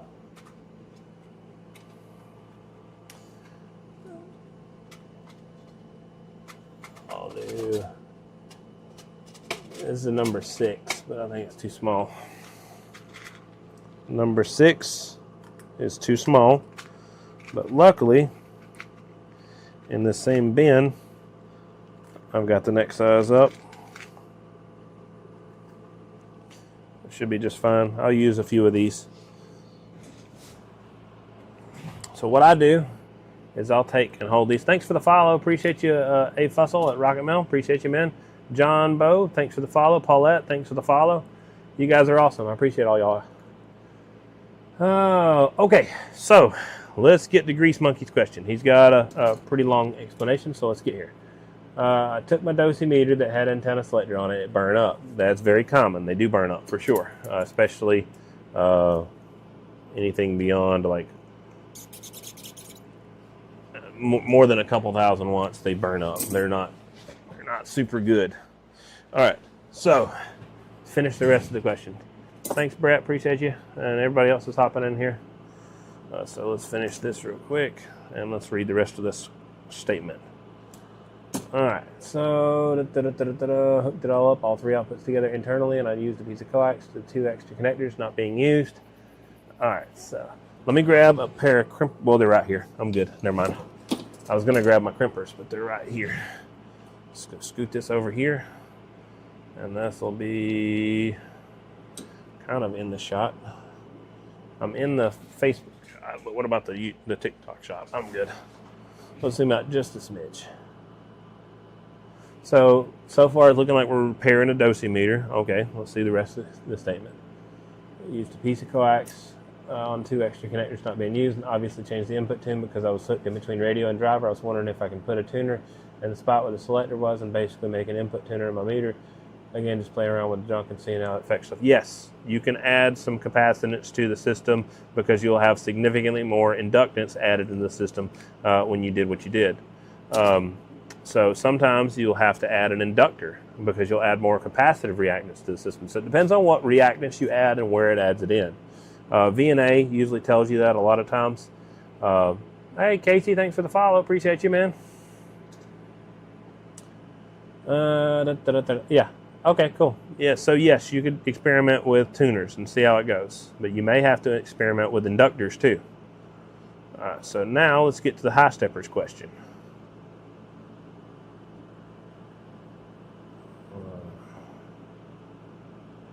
High stepper said, in a mobile, what would you use velocity factor coax wise, radio to driver, driver to 16, 16 to split feed puck, and do you have a complete kit like that? I would do it on everything. There's not a single piece I wouldn't pick velocity factor on. The only reason I wouldn't use velocity factor is if, for whatever reason in that application, that the piece of equipment you have has been tuned on something that was not a velocity factor cut. So if your builder didn't build your equipment right, then you could have some problems with velocity factor. But I would try velocity factor on everything. And even if you could get a chance to, get somebody to do a retune on your equipment with velocity factor in line. So that would be my suggestion. If you can make velocity factor work, do it. It's the best type of coax to run because it's the only coax that's invisible.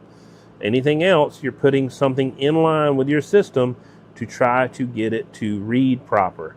So you're hoping that you picked the right length. You're hoping you picked the right point on the Smith chart. The goal is to match that point on the Smith chart, not to run a different point. Bogdan, thanks for the actually, thanks for the share. Thank you. Appreciate that. I'm not at a good camera angle. I apologize. Let me zoom out real quick in just a moment. I think TikTok's pretty good. My shoulder might be in the way. I don't know.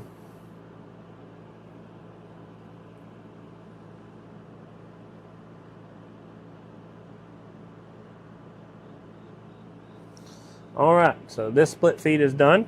So I've got one that's created and one ready to go in. So now from here, I'll rewire this at some point in time to something different, but for now, this is how it's going to get set up. Typically, I would have this running a meter. I'd have a connector here, connector there, and inside the meter itself, I'll have my split feed. But I've got to do something pretty quick for you guys to see what's going on. And I've got 1 meter to check with, and I've got another meter to check with. So now I've got 2 meters in line, and I'll tie a 3rd meter in line as I go. I think I'll just go with this for the firmware check. But before I do the firmware, I'll go ahead and turn this thing on and show you guys how it works. I'll show you all the settings and stuff like that, how these adjustments typically will work. And if I can find out where the heck I put all my sockets, then I'll go ahead and pull this off. Give me just a second. Let me find the right size. Well, that's close. It's not a 6mm. I wonder if it's a 7 or if it was an oddball. 7 will get it off, but it was an oddball. I remember having to go grab that weird one, whatever size it was.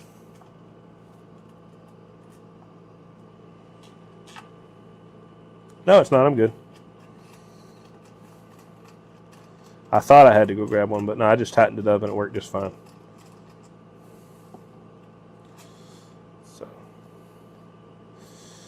So now I'm going to get my little handy dandy little mini ratchet right here.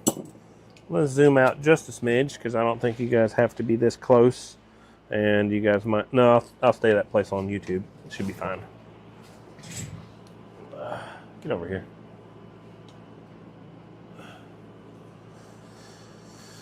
So, let's do it. Whatever. I've got some heat shrink, so let's grab some.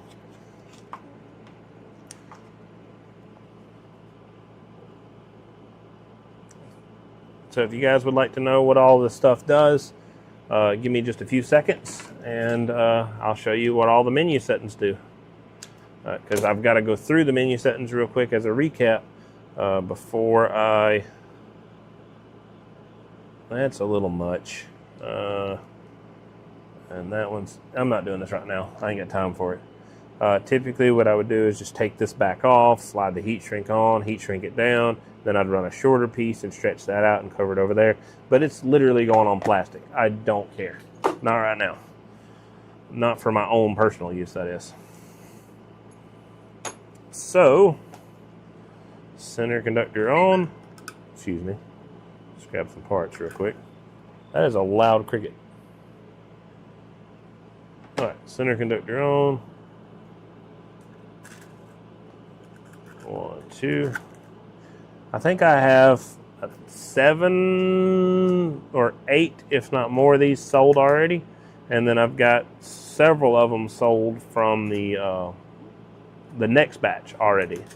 So they're, I've got quite a few to do. So luckily for you guys, I've got them.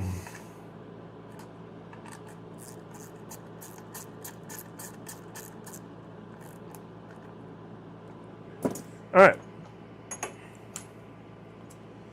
So let's go ahead and cut all the excess. I need to move all this RG-400 off my bench real quick, so let me handle that.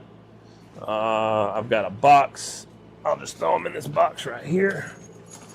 There is 1, 2, 3, 4, 5, 6, 7, 8. 7 of those are going out to customers, and 1 of them's going back on my bench. So my 400s are out of the way.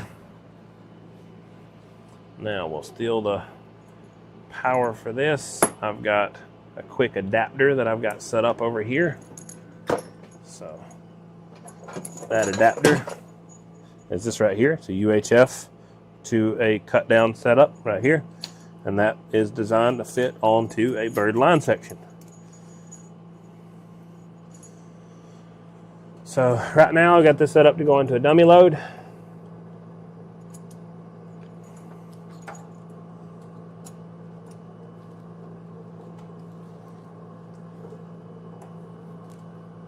All right, next one right here.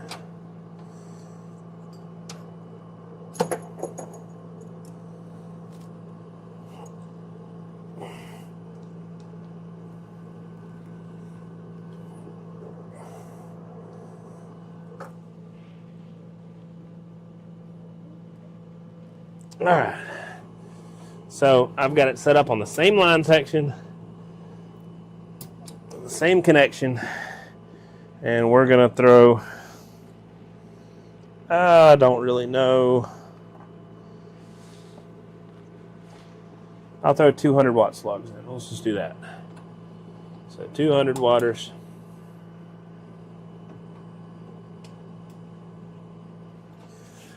Now, I got a switch on the back of this one to switch between internal and external meter. I will put this thing down a little lower. I will run this one right here. Let's get an extra plug.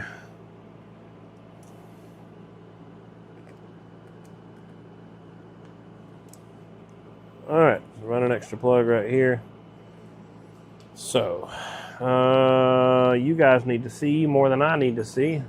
Not really more, but you guys need to see also. So I'll set it up where you guys can watch. So you guys can see this one, you guys can see that one. So let's do a little bit of zoom in real quick.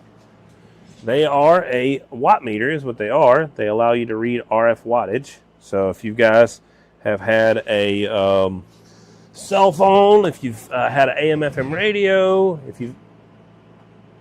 What's happening here? Why are you messing up on me? Don't do that to me. All right now. Thank you very much. Unbalanced? It's not unbalanced. Why is it saying it's unbalanced? Oh, we're good. Whatever. Should be fine. My little RS3 Mini was messing with me. So, let's show you. So we've got slugs right here. These are directional reading elements. I've got all sorts. I got them for 400 to 1,000 megahertz. I've got them from 2 to 30 megahertz. I got them, I don't know, I got some, there you go, some 100 to 250 megahertz. Doesn't matter what it is. So let's bump this, I'll show you guys each one of them. So we got all sorts of different elements. All these different elements will read wattage at specific frequencies. So they tie in line with the bird system. So these meters right here work with a line section like this right here. And you will get specific elements. It won't work with this one specifically. But you put the element in the line section. You put the coax here and the coax here. And it measures power going that way, like that. Or it measures power going the other way, like that. So it will measure power going one direction or another. So it measures RF power. That's what it does. So if you operate a radio station, you got to make sure so much power is going out versus how much power is coming back. So that's pretty important. Let's say I want to run a 500 watt slug, right? So I'll put the 500 watt slug in right here in this front of this slot on this one, because this has got a built-in line section. You can do an external meter with that external line section like I just showed you earlier. And I go right here and just rotate around. I don't have any, I have a 500 watt slug or element set right there, but I want to set one, right? I go into the settings right here. I think I should be zoomed in far enough, but I don't, at the same time, I don't think I'm zoomed in close enough. I think I'll try to zoom in a little bit more. Nope, that's all I got. All she wrote. So, you guys can pretty much see on TikTok, can't you? Alright, so I select the element. I select right here. I edit. I check on the 5 scale because the element starts with a 5. If the element starts with a 25, I go to the 2.5 scale right here, down to 2.5. If the element starts with a 1 right here, or a 1 right here with this 10 kW one right here, 10 kW right here, or a 10 watt one right here, that is a 1 watt scale. TikTok, Facebook's in the wrong position. Let me fix them real quick. Poor guys. Let's just do that, whatever. The gimbal is, why is the gimbal not on? There we go, down we go, down, down, down, over, over, over. That should be pretty good. I think that's a good spot for it. Yeah, everybody can see. Copied over. Never mind, I figured it out. They replaced the analog in the bird watt meter. There you go. Cool. Well, I'm still going to explain it. Sorry. This is just for everybody else, though. So if it's a 1, I go down to the 1 scale right here. I select that. I can go all the way down to 100 milliwatts, all the way up to 100 kilowatts. If I go to the 5 scale, like this 500 that's in here, I select the 5 scale, and I put it at 500 watts. I go up to 500 kilowatts, and all the way down to 50 milliwatts. So right now I just want to be 500 watts, and I can select to use on that element right there. So now I'm using that element. I can go to the D-embed, and I can reset, and I can set that for the 30 microampere or for the big broadcast elements. And I can use the bigger line section. So I have the option of doing either one. So what I've got to do now is a firmware update on this thing real quick. And I've got to get this thing downloaded. Mobile use velocity factor 4. So I've got 1, 2, 3, 4, 5, 6, 7, 8, 9, 10. I think I've got to do the firmware update too. So that is my current project, what I'll be doing. If you guys have some questions about these meters before I get off the live, because I don't see a good way of showing you guys the firmware update. It's like I'll be out here for another hour. I could probably show you guys if you guys just wanted to stick around. So let me know if you guys want to stay. If you guys don't want to stay, then like I said, I'll just kill it. But if you guys got questions about the meters, feel free to ask. They read average, they read peak. I can go into the settings right here, and I can go to measure, I can change the range. I can do 2 times or 4 times. So instead of having a 500 watt slug, I've got a 1,000 watt slug or a 2,000 watt slug. And if I go deeper into the elements right here, and I select the element and I do a de-embed, I can go to edit the de-embed. I can change each one of these coefficient settings right here on the de-embed. And once I figure out the coefficients, I can make the element more accurate than it ever was with any original bird. And even if the element is slightly off, I can actually adjust the meter to the scale accuracy of that actual element. So I've got 10 different data points I can put in and edit that. What's up, Deuce? Waving a hand, man. Hope you're doing well. I've just been talking about the digital bird meter right here. And I'm giving this away, like I said, at the Wolfman swap meet at the end of the month. It's going to be in Carnesville, Georgia. If you guys come to that, it's a CB event. But yeah, I'll be giving this away, and I'll be giving away one of these meter movements, so you can put it in your own bird. But for now, I've got to do some updates real quick. Since everybody is pretty much on the same page at what these meters are, I will continue to do my work. If you guys got questions, like I said, feel free to ask. That's the peak mode right there. That's the max mode. That's the minimum mode. That's the deviation. Instant readout right here. That's the average readout right there. You can go into an interlock. You can hook up an interlock on here, and you can shut yourself out of your foot pedal if your SWR is ever too high. You got too many watts coming back. It can actually set up an interlock that'll actually lock you out of your foot pedal. So it's pretty cool. So again, you want to go over here, you can go to the settings, you can play with this one same way. You got multiple different supply hookups. You can hook up on 12 volts, you can hook up on AA's, you can hook up on lithium, you can hook up direct power, you can do other. Me personally, I'm just running them off USB-C. I think it's by far the simplest and easiest option for most of your average everyday users. I'm touching the back of the meters. That's the only reason it's reading anything. But I think that's by far the simplest and easiest option for most people. As far as if you choose to hook it up on a different power, by all means, go for it. Just be careful when you're doing it. No more questions. So let's get to work. So I need to go over here to my firmware update software. It's going to be right here. So let's go do a firmware update real quick. So add a tab, maximize this tab.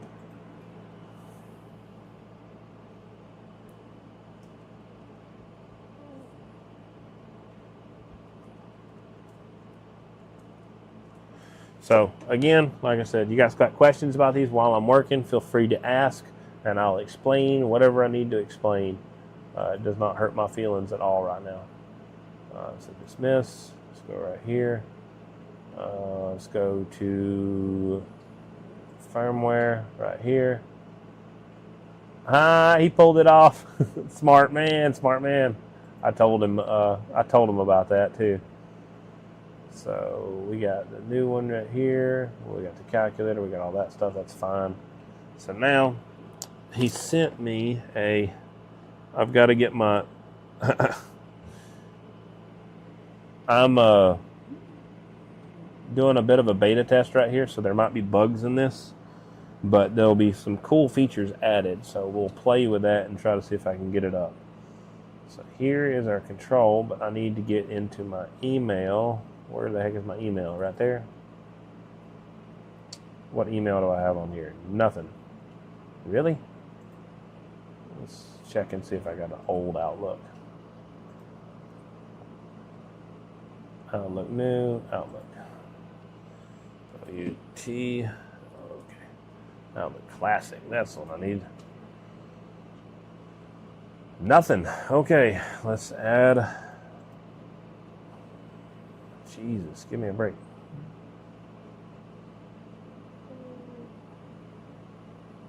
Sign in. Let me sign into my own account. Leave me alone. Okay, so let's go to, which one do I want to put on here?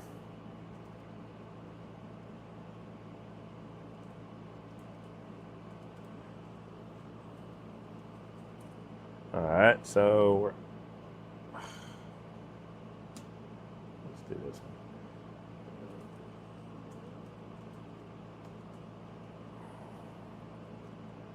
one. Oh, I can close that out. I don't want you. Oh, give me a break.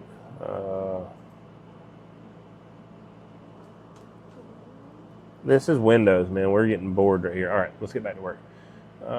Thanks for the follow, Travis. Appreciate you. Deuce, thank you. Like I said, you guys want to know anything about this digital meter, please ask me. It does not hurt my feelings. I will explain anything to you.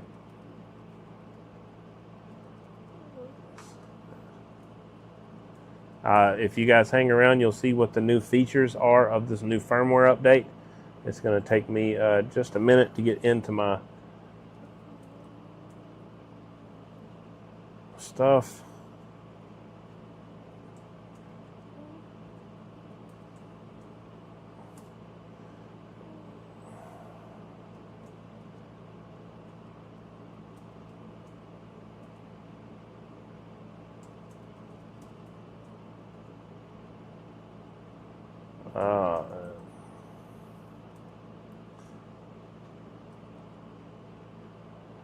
Whatever. Next. Alright, so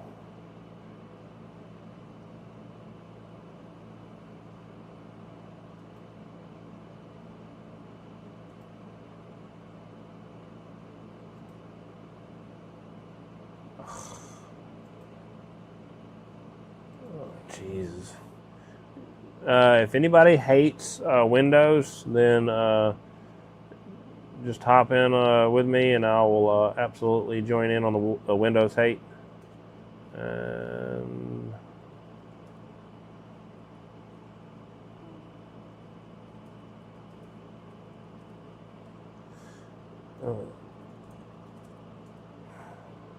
sorry, I'm signing in to this stupid thing. Okay, let's set up the stupid freaking pin. It makes me do a pin on my account rather than type in my own freaking password. Alright.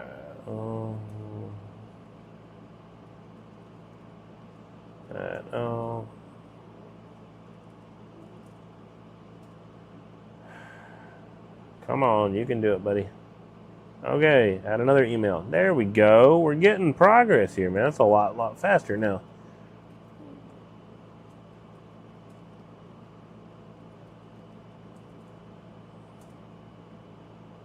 There we go.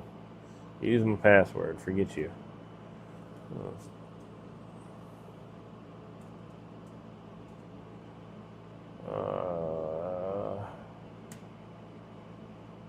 You dirtbag. Whatever.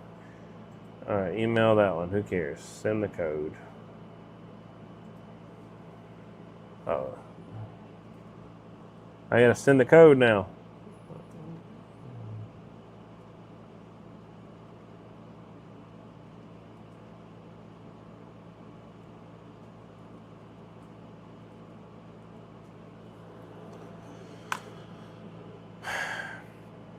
Again, thought this would be a little bit boring, so I do apologize. How do you install your own into your own meter? So it's pretty simple.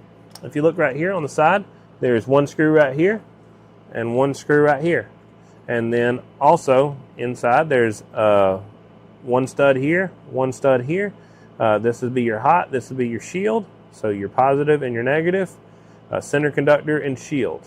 And then this will plug up to USB-C right here. I'll probably have another plug with USB-C that you can mount out the side of your unit, and that's how you'll charge it. You'll hook it up to, or you'll hook it up, power it. Excuse me. You'll power it up with USB-C, and that's how it sets up. Simple as that.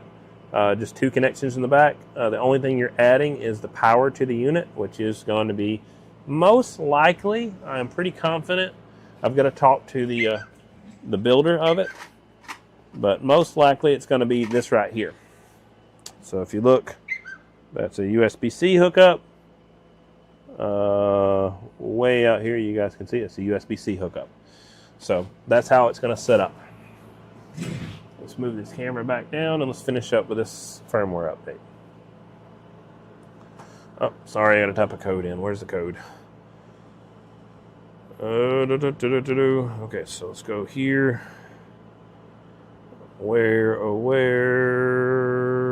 There we go. One-time password. There we go. 577-908. 577-908. I'll try to answer questions while I'm doing this sign-in process, because like I said, it's just annoying.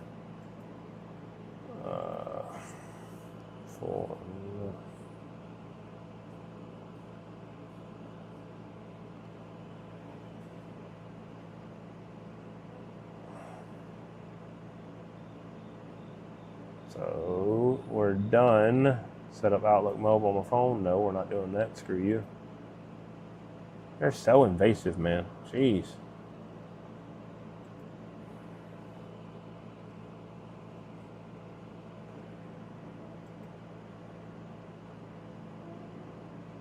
So we're trying to open an email app. It's literally what I'm trying to do. I'm trying to open up an email so I can have an email on this computer. Okay, now it's retrieving all my messages. Here we go. So now,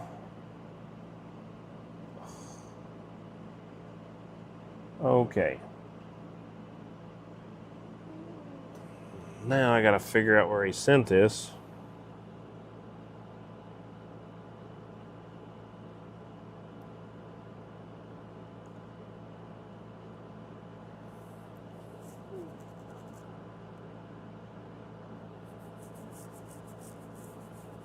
This again is going to be a prototype, so we're testing through it, make sure nothing works, nothing glitches, no bugs, no problems.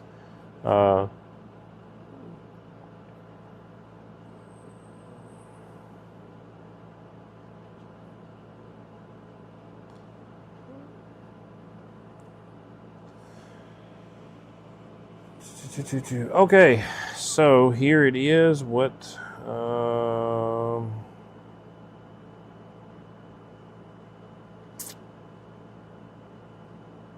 Validating stability improvements. Automatically pull it. Okay, heck yeah. Okay, that's good. So now we're going to disconnect this. We're going to connect to USB the way this is going to hook up. Now, if you guys want to do firmware updates on these things, all power to you. There's really not a whole lot of need unless there's something really unique that comes out for you to do it. But if you guys feel the hankering, have at it. It does not hurt my feelings at all. That is. So we need to go to this USB hookup. We're unhooking. Oh, that's going to be too big of a pain in the neck. Let's do it that way. I can do that. I'm unhooking off the Thunderbolt, and I'm going to hook this up over here, and then I'll plug this in over on the regular USB-A. You want a dedicated USB port so it has communications back to the unit. This is also the communications port, so we can hook to that. And then we're going to go into the menu, and we're going to go into configure. Not configure. We're going to go into, what the heck is it? More, and we're going to go to update, enter DFU mode. So now we're in the mode that we need to be in, which is default factory control. I don't really know. So it's blacked out currently. There's nothing really to show you guys on that one, so I'll leave it on this meter for now. So it said there's new firmware here. So I'll just pick into the app. Let's get that booger opened up right here. The control. So refresh. We'll scan. Connect and select. Select port.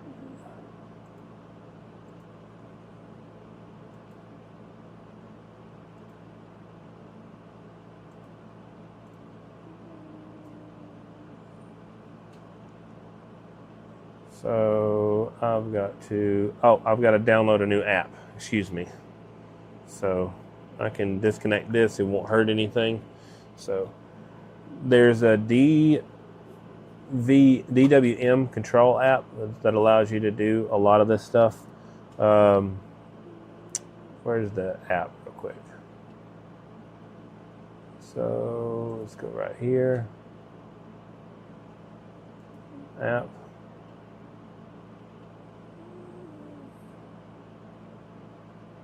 I hope I don't. Well, I'm just going to reinstall it anyway. Who cares? Questions, guys? Like, feel free. How long's the battery? It doesn't have a battery. This one right here. It's mine are all completely powered units. This shows a little power right here, but all mine are going to be USB powered. So it'll be as long as you want to run a battery. It draws 50 milliamps. So let's say you decide you don't want to hook off of a dedicated power source, and you want to have your own power source. This right here, this battery pack right here, is 10,000 milliamp hours. So you're looking at, like, if you hook this up and put this into the unit, you're talking about like 2 months of use time. So you could do that. So instead of powering this thing externally off of one of these, I can trace one of these down. Let's trace this down real quick. Let me just follow you back right here.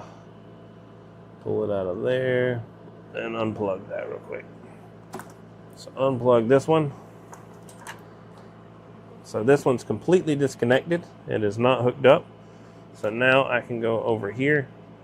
I can hook up to a regular USB-A. That's what's important. Don't do the USB-C because it has power protocol that we're not trying to use. There you go. And that will power up, I would say probably about 2 months or so of usage out of this. So any small battery pack will work. So I prefer to do something like that rather than have a dedicated onboard battery. It's just a lot more simple and cheaper for you guys to do. So that's the way I would power all of mine. It doesn't have to be off this port. I'm actually going to have another custom USB port, but it'll be the same thing. Same USB power on all of them. All right, we're downloading the new control app. Again, this is not something you guys have to do, but it is something I am going to do for all of you guys. Anything that leaves, any of them that leaves here on mine, will all have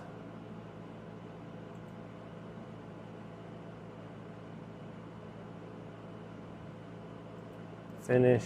We'll open up the control app. We'll minimize this.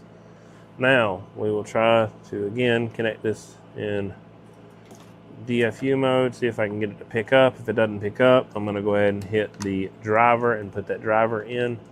So let's go to more. Let's go to update, DFU mode. We're loaded in here. It's ready. Connect and select my device. Available. Refresh. There we go. I got it. Cool. We are now connected to this device. You guys can't see it. It's out of the shot. But I'll click download latest firmware. There we go. We got it. We'll click upload firmware. Transfer in progress. Upload output. We're watching it work. We're erasing the old software. We're putting on the new software. According to this manufacturer, he said it is virtually impossible to brick these things the way he's got it set up. So very, very, very good news to know. Bunk, thanks for sharing the live. I appreciate you. What does the back of the meter look like? Let me turn any of these around backwards. Let's get one that's not powered up. That's what the back of the unit looks like. Well, that's a bad shot. That's what the back of the unit looks like. You can see it. It's got an interlock set up right here. We've got multiple plugins for power. We got one plug-in for power, another plug-in for interconnect, so you can interconnect multiple units in together.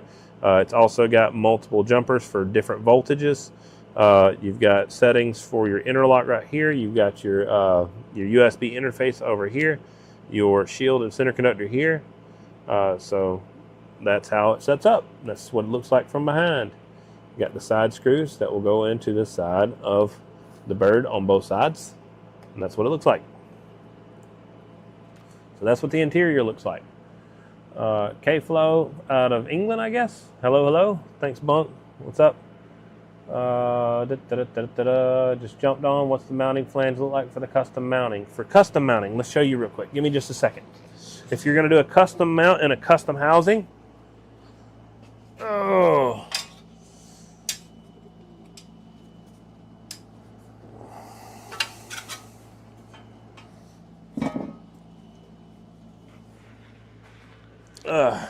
I could do a custom panel mount setup like this with as many panels as you want to hook up. So this would panel mount inside of like the dash of a vehicle or anything like that. And it has 1, 2, 3 screws. And on the front of every one of these units, it has 1, 2, 3 screws. They will line up and sets up like that. And that's how she lines up. And then from there, if you want to get fancy and you want to put it in its own custom housing, you could do something like this. Put one of them here and one of them there and have 2 of them remoted to an external housing. So you got options as far as that goes.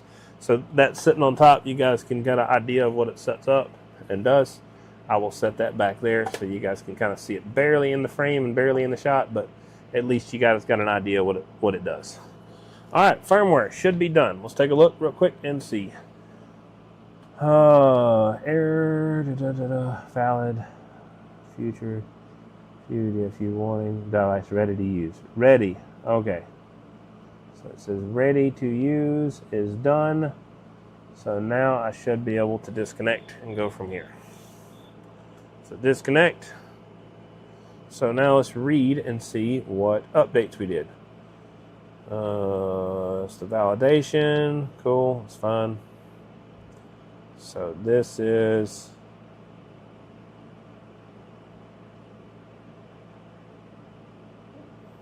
okay. Okay, cool. Validating, couple stability improvements to release the firm. Everyone. Okay, good. Nice to know.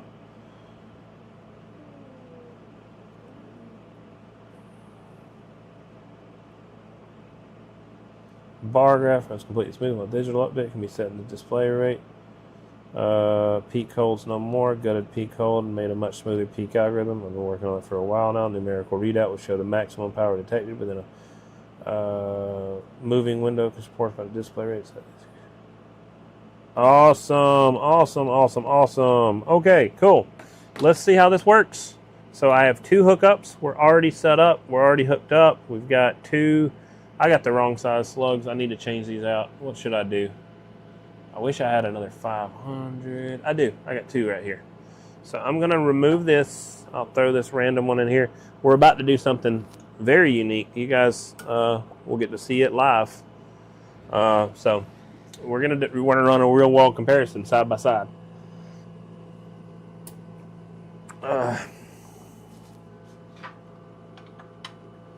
So the confusing aspect about this is I've got 2 different line sections hooked up on this. One is switched on the back where I can hook up to an external line section. So don't get confused when you guys see me reading a lot more than 100 watts because I'm going to be hooking up on something completely different. But this is important. This is part of the software. This is what we're testing out. I've got to get one more jumper from over here and go ahead and use it. Choppy. All right, I'm pretty excited. I want to see how this thing goes. I've been meaning to test this for quite some time, and I feel bad because I've been busy.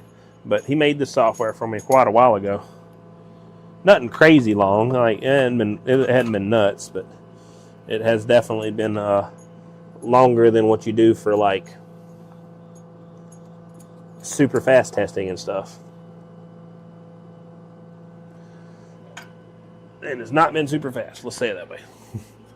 I think it's been like 6 days or something since I spoke with him last on doing this setup.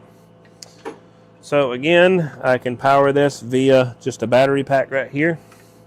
Let's go ahead and do that just because I can.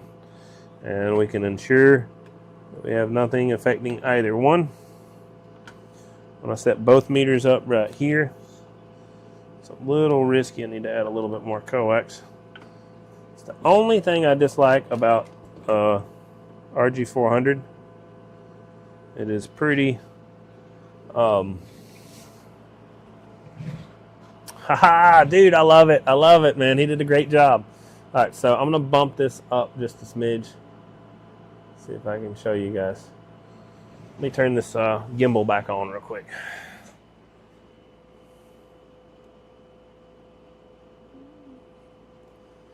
You guys don't need to see any lower than that. It should be fine. Nope, a little bit lower. Actually, no, you guys can see fine. Let me move this out the way. I've been questioning myself this whole time because of a daggum thing in the wrong daggum place. I need to move this way over there. Now I can see way, way better. Okay, cool. You guys can see everything now. TikTok guys, you guys can see great. I'll bump this up just a smidge. If you look now, we have a new setting on here. So this is something I mentioned to the creator. This right here says 30 UA right here. So I can go into the menu. I can go into element right here. I can go to, say, some random element on the bottom, right? I want to change my scale. I want to run, say, a 10,000 watt scale, right? So I'll run to the 1x scale right here, and I'll go up to 10,000 watts right here.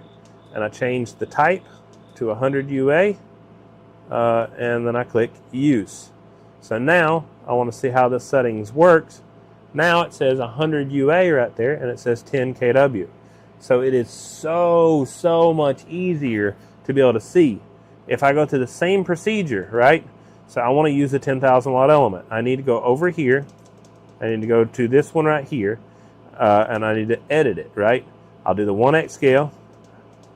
I'll go to 10,000 watt, and I'll go to de-embed. I'll go to reset, and I'll reset that to 100 UA. Then I click save. I click save config, and then I go back off of that, and then I have to go over here to where's measure? No, I need to go to configure. And I need to change the meter impedance, and then I need to change the meter impedance to 100 UA. So I had to do all that just to be able to read. Oh, excuse me, I'm still on the wrong slug. So now I have to go to that slug now, so the 10 kW slug. So that's all of that, and I just did that on this one in just literally like a couple clicks. So much easier. Very, very, very nice. I love the new update. It is absolutely worth it. Just for that one solution right there, it is absolutely worth it. Let me hop over here and see what you guys had to say. What we got over here? Hey, what's up? How you doing, Cutoff? Does it do both analog and digital? It's a watt meter. It reads output power is what it does. So I can go right here and I can go to display, and I can change view mode, and I can move it to analog. And I can get off of that, and it will show me an analog readout right here. So yes, it will do an analog readout. Is that a little gimmicky? Probably, but you do have the option to do an analog readout. So now I can go to view mode, move it back to digital. I can change my display rate to all kinds of different displays. So that's something I will be playing with here in just a few seconds. So we're going to go ahead and move to a 500 watt slug in a 30 UA movement. So we're going to change to element. We'll change to element number 2. We'll use, we'll change rating. We'll move that down to a 500 watt, and we'll change the UA type to 30 UA, and then we'll click use right here.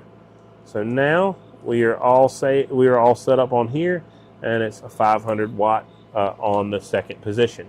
Now I've got to test something real quick. I'm going to disconnect power because we had some problems with saving before where it didn't automatically save. So we'll check into the menu. We'll click element.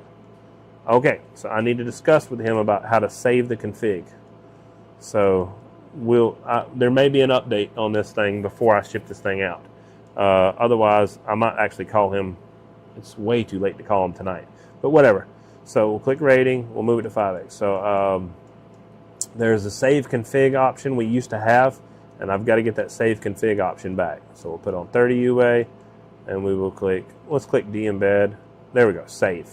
save config. It's in the de-embed settings, so I'm going to talk to him about making that a little bit more user-friendly.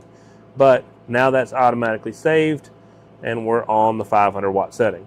So now on this one, in order to do the same exact thing, I'm going to have to go to configure, meter impedance. I'll have to move it back to a 30 UA, and I got to go to element.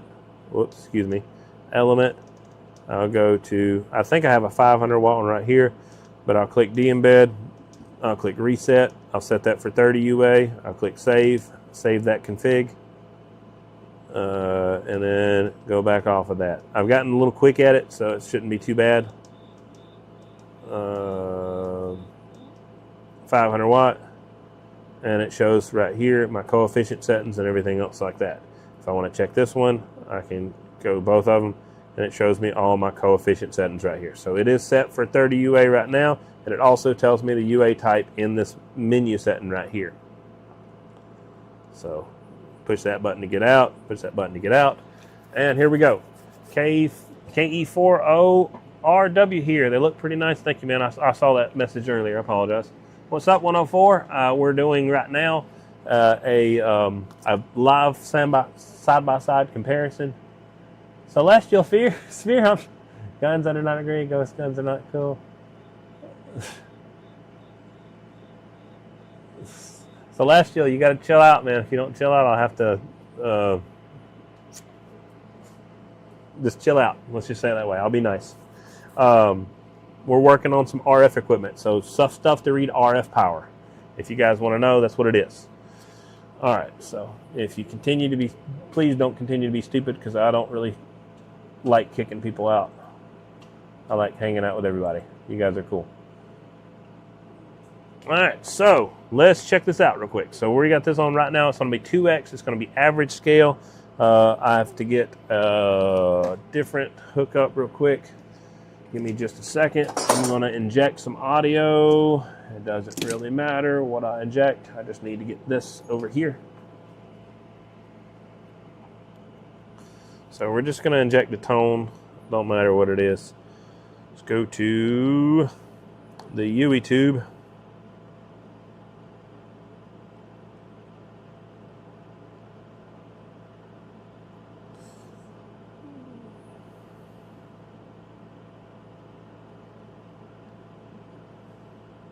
So we got 10 hours of this.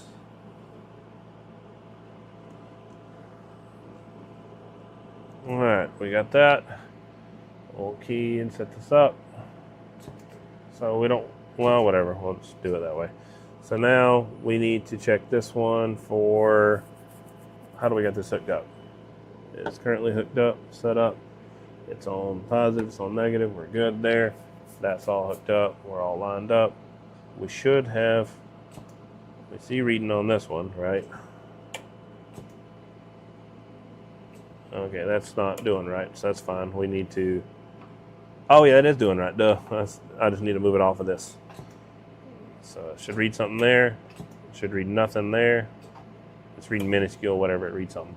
So now this one's supposed to read something, so now we gotta see what's going on here. Uh-oh. I had that set up in the perfect spot to hold this thing still. I need to just mount this in the housing real quick. It probably would be pretty smart. I could put it in one of these. Or I could just go ahead and put it in another bird housing. No, I ain't got time for that right now. Not yet.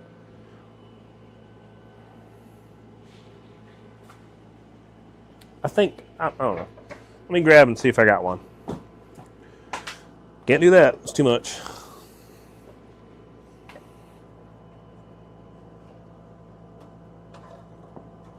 Ouch, that kind of hurt. Okay. I do have one.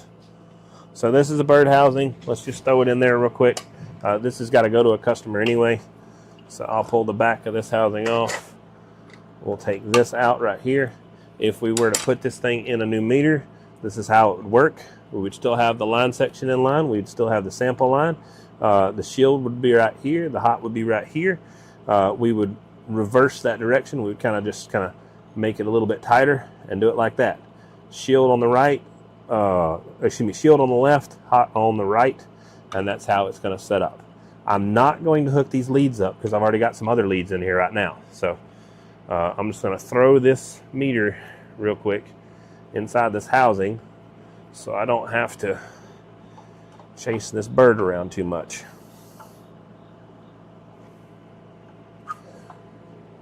And the way it goes in is literally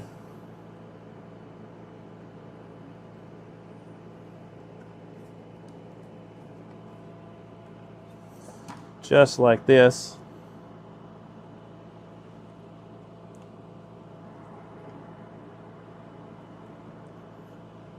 Oh, I gotta do it forward. I forgot.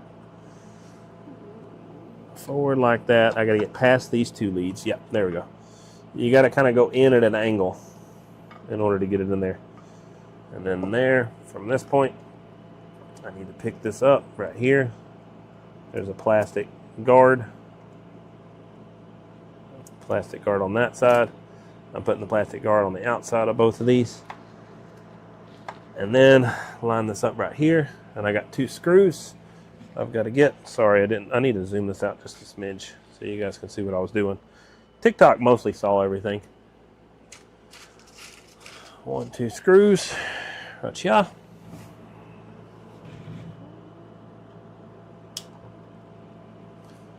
It is extremely easy to do this.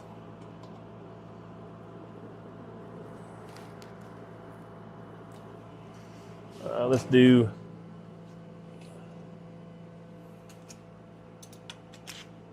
a little manual screwdriver just because we can. I'll pull that camera back down. Hey, what's up, man? We're working on some firmware on this thing right now. I am trying to test it out, make sure the new firmware is stable and is a good release. And I'm actually throwing this meter into bird housing right now, actually. So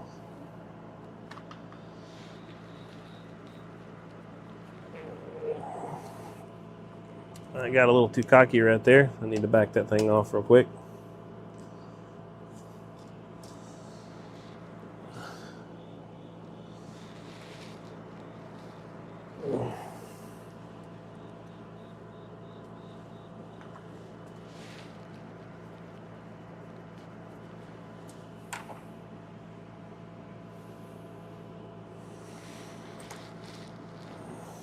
Uh-oh, gotta be careful with that, don't push that.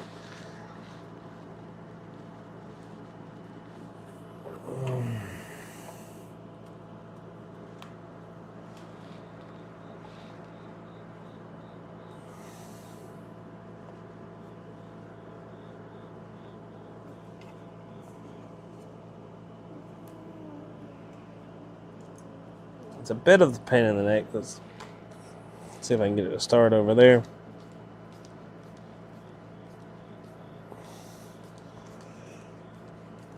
There we go. It is tight, but it worked.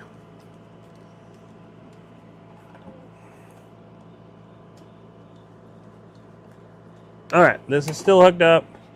We're good to go. I'll hook up this thing back to the battery pack just because I can, and I've got a battery pack on it.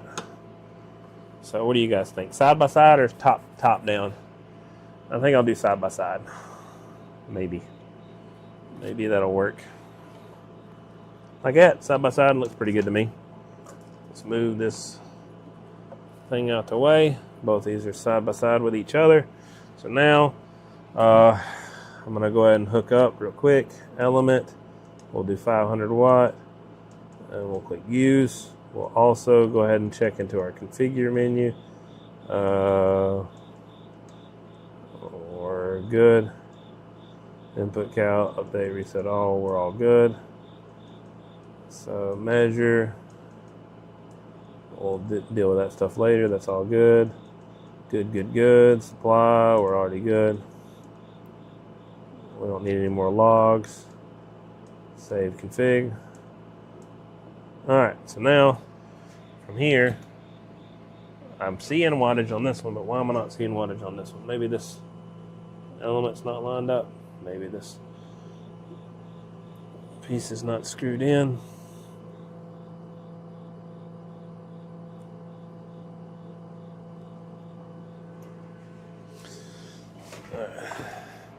So I don't have hookup on this real quick. Let me see if I can get it to sample. I'm just going to swap the coax leads real quick.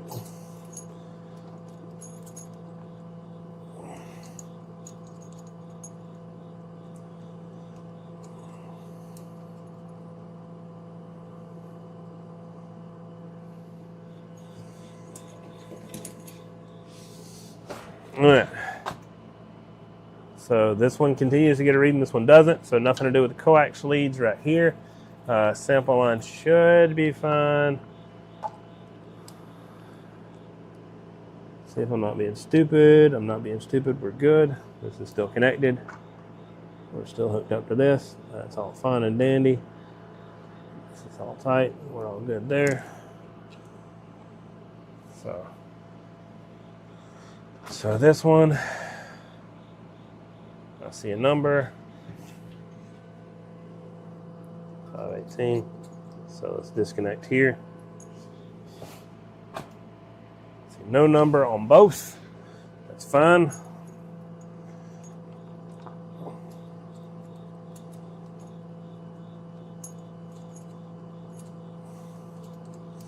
I'm pretty sure I see the problem from here. The problem is I'm just being dumb, most likely, and I hooked up to the wrong one. So I had another one I was trying to build, but I didn't finish building it, so I need to put it back over there for now and hook up to the right lead, and we can do a proper test.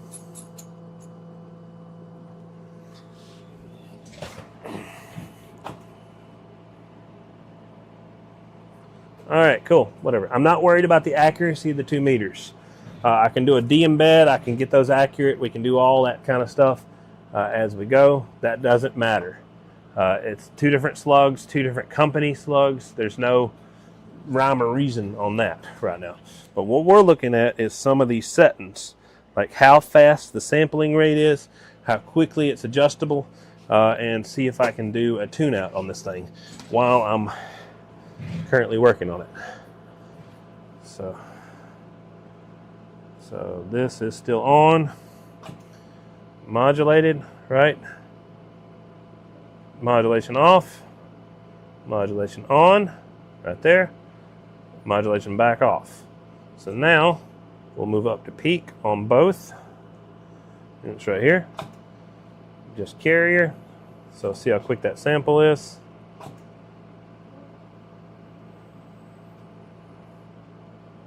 There's a little bit of sampling going on there, it's fine. Modulate. So we're overscale on this one right here. So all I need to do is go over here to more, or excuse me, measure.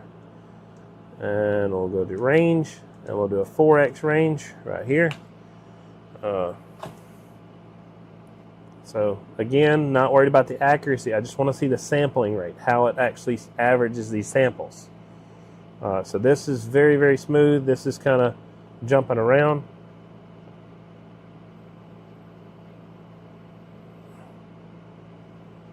So it takes a second to swap. That's fine. I like that. This one jumps super fast. I kind of like the snappy, but at the same time, I really like to know what it was and what it goes back to. So I like that. It's pretty good. You guys can tell me what you guys think, but I'm about to do something real quick. And let's see how this works. Okay, let's do it. I'm doing it. Dang, this is hard to do right here.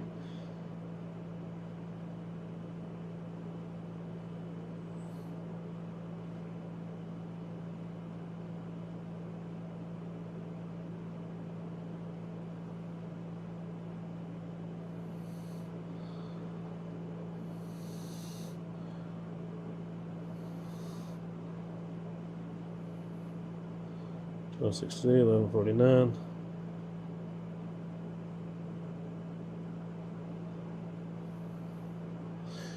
Not super bad. I like the bar graph better on this one right here.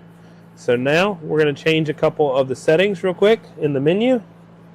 There's a couple things that's listed on here.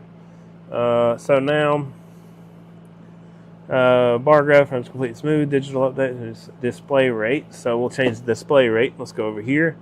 Let's go display, change the display rate. We'll move that one to ludicrous just to see what it does. It should be nuts. So ludicrous means right here. Bam, bam.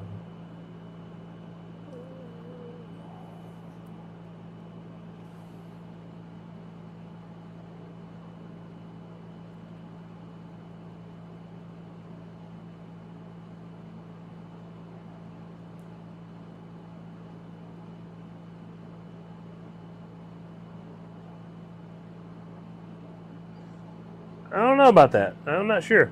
I don't say it's super bad or nothing, but now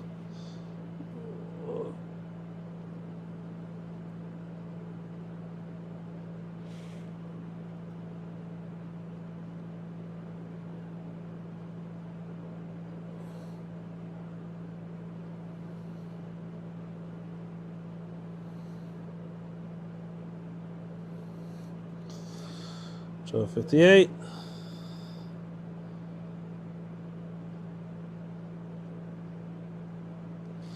I can do.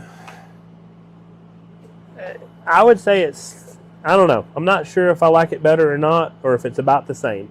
There doesn't seem to be a whole lot of difference right here between the two. All right, so now I need to go to display. Change the display rate, and we'll move it to, say, let's just do fast. So now let's see how much it holds. So I can see this moving, but this right here moves slower, right? And that's cool. I can watch the bar graph to see which one's better. This one's more snappy, but it's also, you can't see it as much. It's watt meters, what they are. They're digital watt meters. They read RF power. Tim Schweitzer. If I add an internal battery, is there a switch on the front to turn it on and off? There is a switch, but yes, you can set it on battery power, I believe, and I believe the switch would work if you did that. So you could do battery, but realistically, I mean, you're talking about 2 or 3 months worth of usage. So does that have a built-in peak meter, or it needs? No, it still has a built-in peak meter. That's what we're currently testing right now, is peak. So that's what I'm currently working on now. So only other thing I got to do is figure out is we need to go to. So the only thing I don't like about the new peak is it does show wattage when there is no wattage. It's a little bit touchy on the sample. It could just be the fact that this housing is exposed back here and me touching it and stuff like that has a slight effect. I don't know. Not 100% sure. Maybe if we put the housing on, it would read stable. But it seems like the peak is maybe a little bit more touchy than what the old design was. So now we're going to go to the average, right?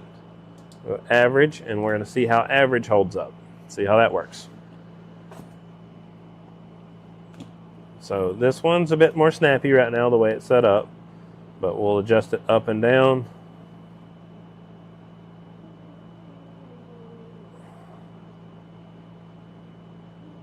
So it sees a peak way up here, but it's holding the numbers right here.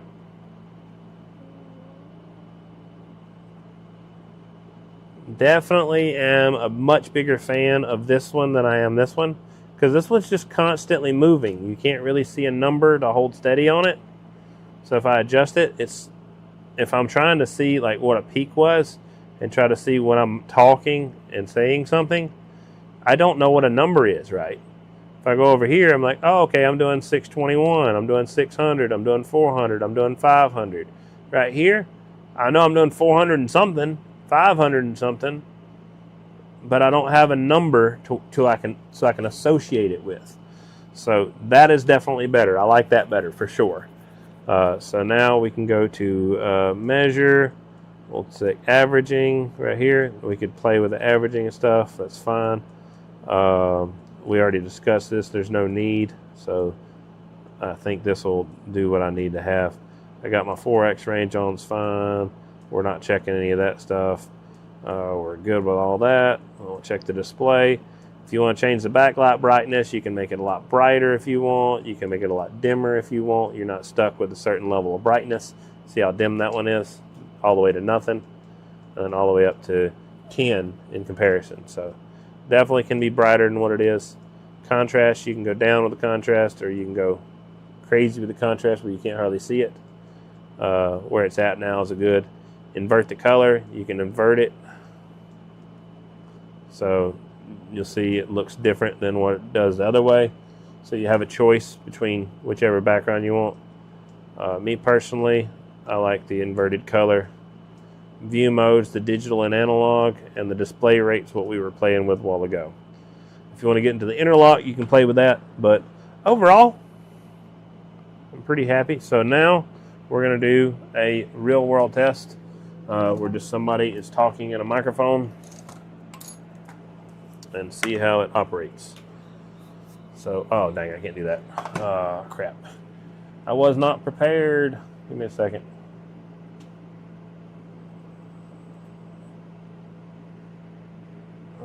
So yeah, you guys got, I'll have to ask on that internal battery thing. I'm pretty positive that it probably will, but I'd have to double check and make sure.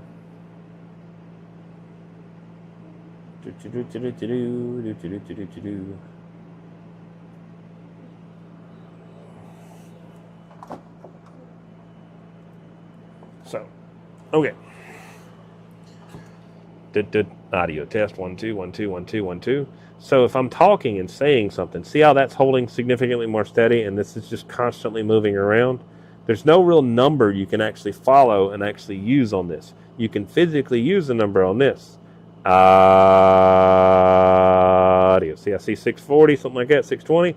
Audio. Like, you might can say 630s to 610s, but I mean, what can you do with that? You can't really do anything with it. So now let's go up to our peak and see how that does right here. And we'll see how this holds on each one of these.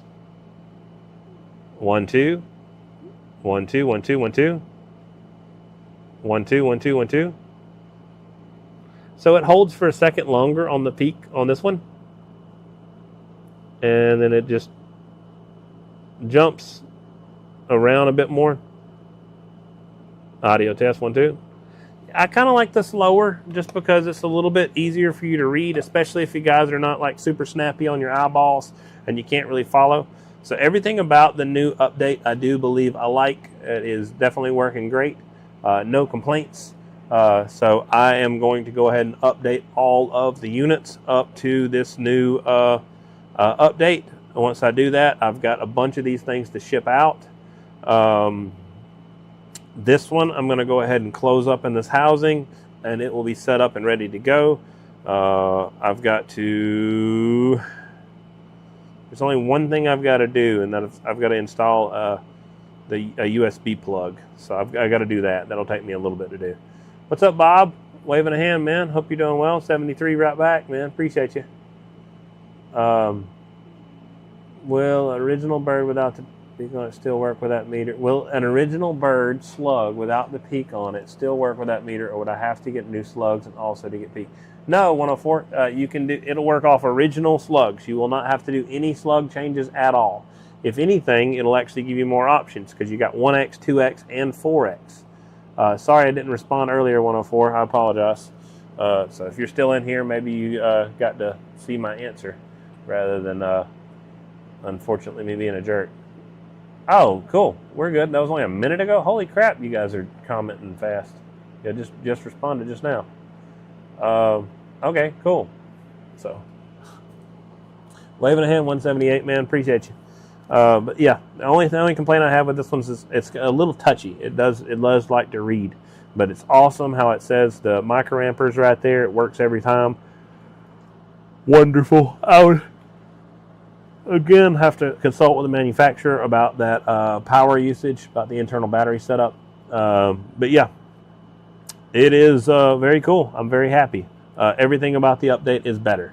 So I will go ahead and do the update. There's no complaints that I have, no problems. The only thing I have an issue with is I can click save. Okay, so if you want to do a main config save, you set an element right here, right? So I'm going to set a random element. We'll go to rating. We'll check it at say a 5 scale, and we'll set 50 watt slug. We'll do that for a 30 UA slug, and we'll click use, right? So now position 3 should be a 50 watt slug. It currently is. So now if I unplug this unit right now, it's going to kill that. So what I need to do, I'm going to go over here to the main save setting and click save config. And then I'm going to exit off of that and see if position 3 stays at a 50 watt slug.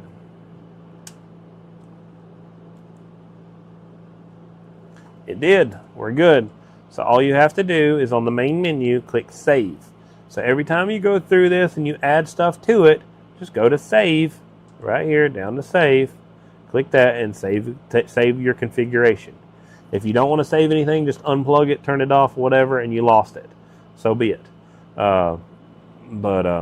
Yeah, that's how you do that.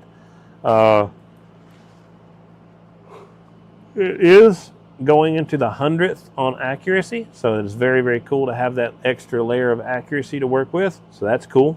But yeah, I'm going to do a firmware update on all these, and so far I have got a test. I've done a test at, let's just say a bit more, Chris, and no problems. So no problems at full tilt so far. I will test it some more in some high RF environments, and we'll be running some more tests on those. But yeah, very, very happy with the results so far. No issues. I had one issue with one individual that he had RF that was getting into his line. But the way I'm plugging these up right now is to the computer interface hookup, and I'm going to change it over to the battery interface hookup. So once that's hooked up, we should be good. But on the one I've tested, I didn't have any problems at all. No issues. So very, very happy with that. All of mine are going to have one of these to go along with it. If I can find it, wherever the heck it's at, I can just grab another one, but whatever. I don't know where it went. It disappeared. I got more though, so it don't really matter. All of mine are going to come with this right here, which is a USB-C hookup. So you'll just take a USB-C power cord and hook it up to it. It can work off of 12 volts. It can work off up to 16 volts. It can work off of an internal battery. If you ever was to like custom install an internal battery, you could do that. It could also work off of lithium. There's a bunch of different things it could work off of. But me personally, I like the USB-C because everybody's got a USB-C charger in their car. If you don't and you have iPhone, then you will be very, very shortly because iPhone's moving to USB-C. So it don't matter. Everybody will have USB-C. The only thing I'm suggesting now is I have tried a couple USB-C to USB-Cs, but I'm currently recommending everybody to use these, a USB-A to USB-C adapter, not adapter, but just USB-A. That way it automatically hits on the 5 volt protocol. So if I unhook it right here, you can see I don't have power. I plug it back up, I got power again. So I'm powered off this battery pack right here. Actually my battery's kind of low on the battery pack. No, yeah, I got 1 bar. It probably wouldn't even charge my phone right now, but it's powering this unit just fine. That's funny. This thing is dead as a doornail. But yeah, that's how she works. That's how it all sets up. Were they already? Yeah, copy that. Yeah, I knew they moved up to USB-C on them, but not everybody is upgraded to the new iPhones. So some of the guys back on the older iPhones will slowly get there. All right, so all I've got to do is I've got to finish up this unit, and I've got to do about, 9 more updates. Actually, 10 more updates, including this one, because I'm updating all of them. I'm not sticking with the old software on any of them. And then that'll be it for me. So let's go ahead and hook up another one real quick. I've got to hook up over here. Let's see if I can get it to pick up. So we'll go into the menu right here. We'll go over here to more. We'll go to update. We'll do DFU mode. We enter DFU mode. So now I'm going to go over here to see if I've got a new device. I'm registering a new device. It picked it up. Download the latest firmware. It shows the latest firmware. Upload the firmware. And we'll see if it is uploaded. This dude is very, very good at making sure he is extremely proactive. So I'll probably have some suggestions about this zeroing out meter and see if he has anything to do about zeroing that completely out all the time when there's nothing on the sample. And we'll talk about that. He may come out with an update for that. There's no real other tweaks I have on it at the moment until I get the chance to start checking it with a tune and a load. The goal is to make this where I've got an instantaneous mode where I can actually go into a tuning mode and actually tune with it. Where an analog meter is nice to see that analog flow. I'm trying to get this set up where this bar graph is a good, nice and good flow. So that is going to be pretty neat. So firmware has been completely and successfully updated. So this is done. So now I'm going to go ahead and hook it up to any of these plugs. I just need one of them, wherever it's at. Where the heck's the plug, man? Come on, give me something.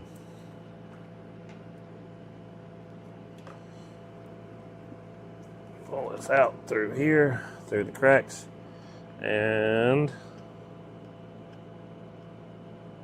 this was a bit of a pain to get it this way. Yep, there we go. We're good to go. Another one's good to go, and we're on to the next one. So nice. That is so user-friendly. So if you decide you want to update the firmware, I can walk you through the process of doing that in the future. So this I will constantly be in contact with him about new excuse me, I gotta get in the I messed up and didn't go into update mode. Update DFU mode. There we go. Now let's refresh. There we go. Got it. So we already got this. Uploading. There we go. Cool. I'm gonna have to keep count of how many of these I've updated.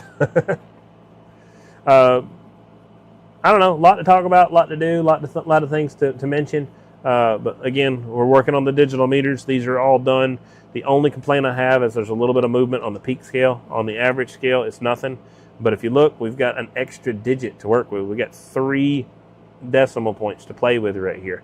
So if I go into the, let's go to measure, I think, setting.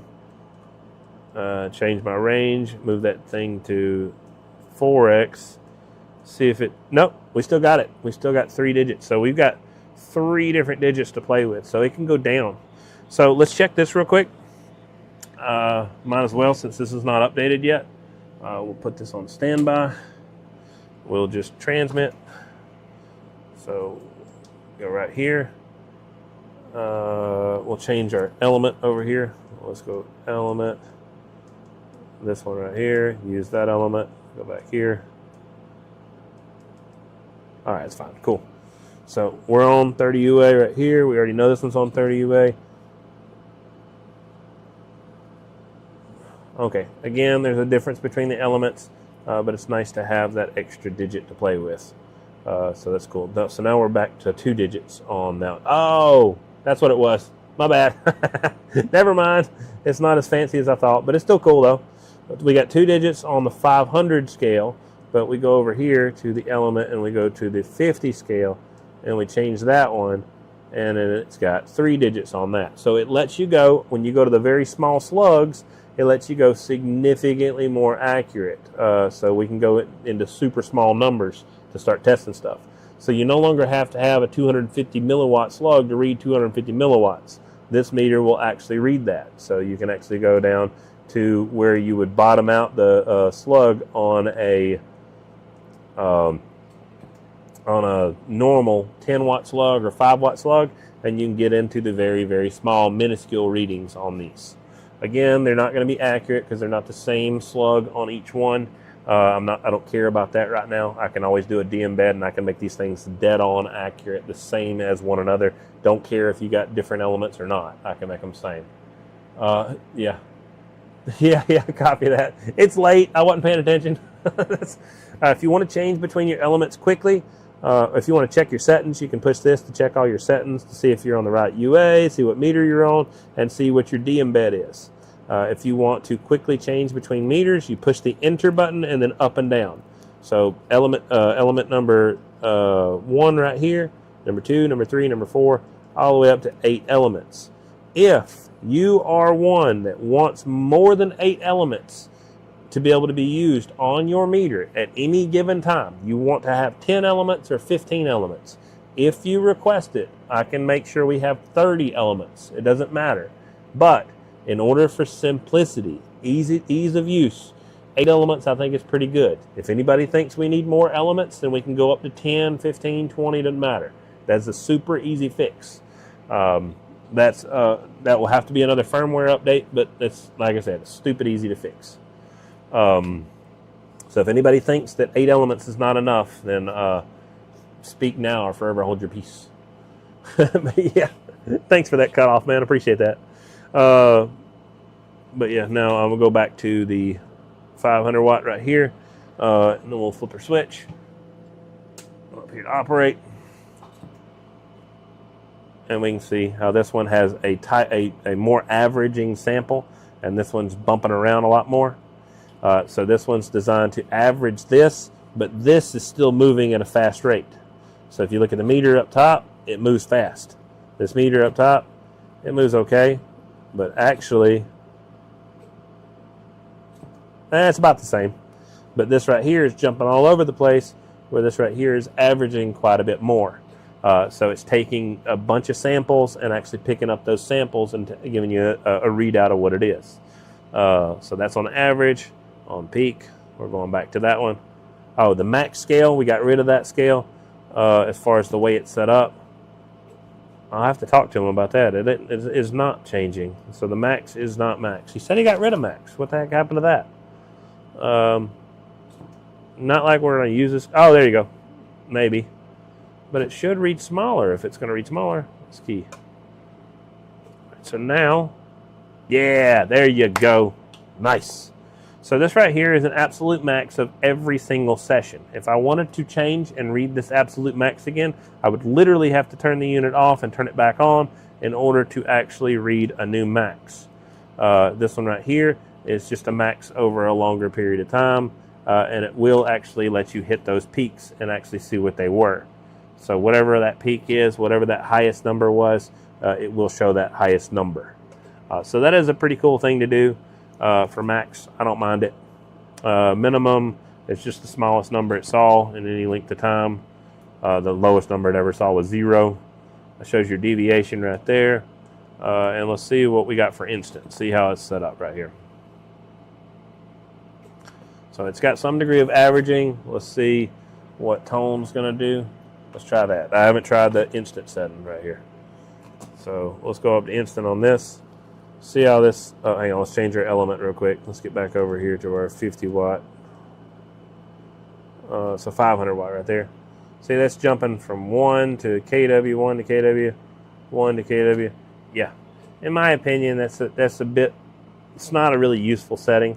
So I think we should move instant. I'll talk to him about it. I think we should move instant in order to like call this a test or something like that. Test or tune. Call this TUN for tune mode. And I think this should be like a tune mode and try it that way instead of it just be instant. I think it's kind of not very useful. But whatever. There may be plenty of usefulness to it, and I may just not understand. But yeah, that's what we're working on. That's what we're done. We finished with. I've got to put a power source in this Well, whatever. You guys can hang out for it. Who gives a crap? I don't really care. But I am pretty much done with this part of the test. So I'm from here,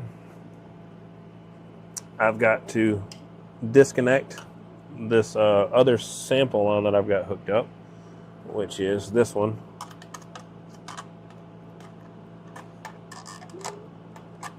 It does have the interlock, so you can put the interlock in line and you can shut down the power of your whole station. If you ever see like a SWR spike or anything like that, it's not going to save you in the event of a spike, but if it's doing over and over again, it will shut you down and keep you from actually keying if you have a failure. So keep you from blowing a tube or something like that. Tubes don't really blow from the first key with a high SWR. They blow from like 10 or 15 high keys.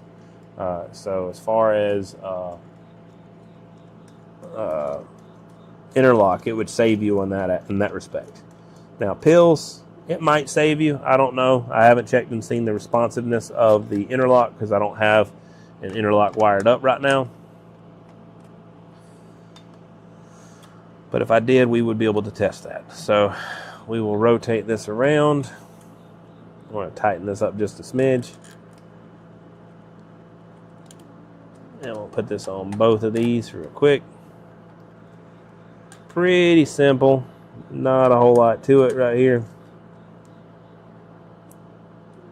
So I'm about 30 seconds from having this thing mostly complete. I'll have to install a power plug. But if you hooked up, say a USB-C, and you just run it to the side of the unit, you don't have to put any holes in the unit at all. And that's not, it's not a requirement to mount any sort of hookup.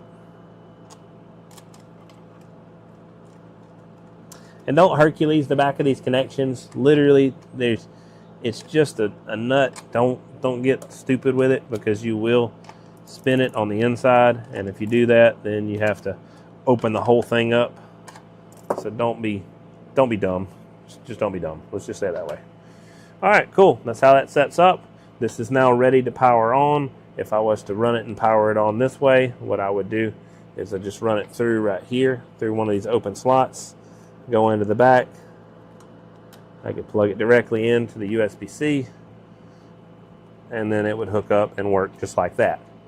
What I'm going to do for this customer, though, and for all of my customers, is I'm going to go ahead and do a USB-C hookup. There's one right here. This is set up right here, so this will be USB-C. I think I'm going to do it. I guess I need some advice. What do you guys think? I think I should do it on the back, but then if somebody mounts it direct, I think I should do it on the side. I really think I should. I don't know about this. So I think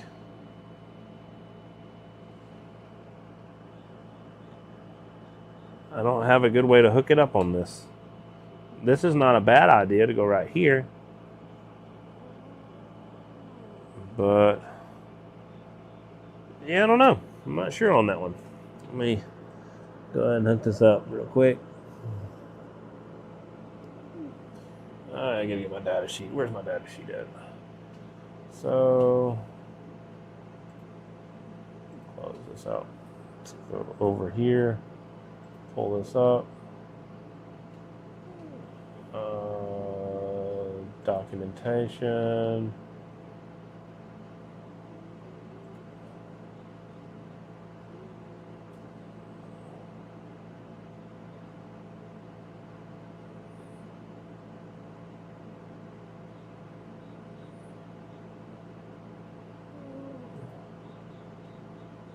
All right, so now I need to look at something real quick.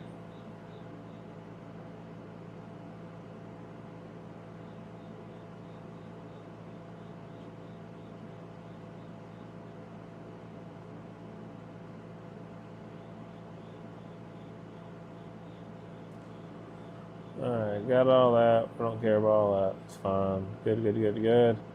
Okay, so now, daisy chains up top, right there. That's all set up. daisy supply input and daisy chain output. So it doesn't really matter if I'm on J2 or J3. So either one's fine. Okay, that's cool. That's nice to know. But now the question I need to know is I need to know this. Which way is, JST, J2 or J3, top left. The device can be powered by battery, by power supply, USB design you need. Powered relatively stable from this voltage right here. He needs to really put this in the manual. Device is powered on, power's powered on right here. So, okay, that is, I just found a slight flaw in the manual, or I might just be blind myself. So what I'm going to do real quick is I'm going to disconnect this real quick to pull this back off so I can get an eyeball in here.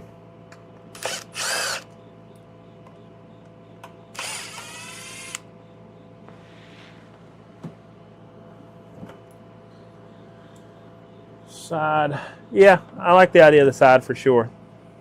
Thanks for the input for sure.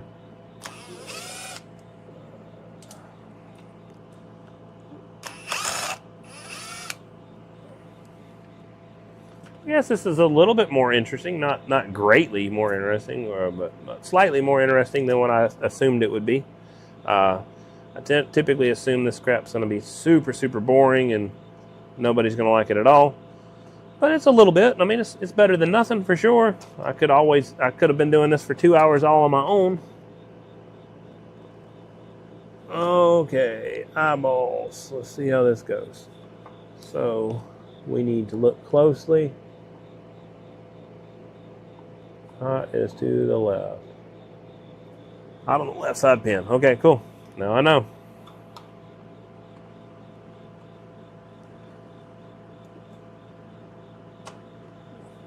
This is my custom little contraption back here on this one. That's my internal external switch. I got it set up on so I can run this meter either on an internal line section or an external line section. And the way I got it set up for it is I can go to an external 100 UA line section or an internal 30 microampere line section. So I can go to an 1 5/8" line section with this 1 meter. Or to just a regular Bird 43 with the built-in setup. Or I can go into an external setup too. I hate to second guess myself. It's too late. I don't want to risk any mistakes, any problems. Let's just get one more eyeball on that real quick. Let's not get too cocky, thinking I've got everything figured out. That is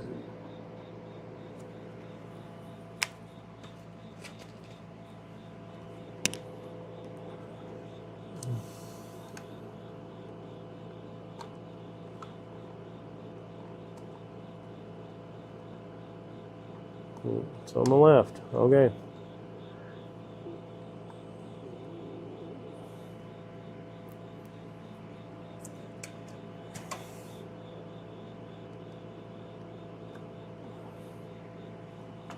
All right, so now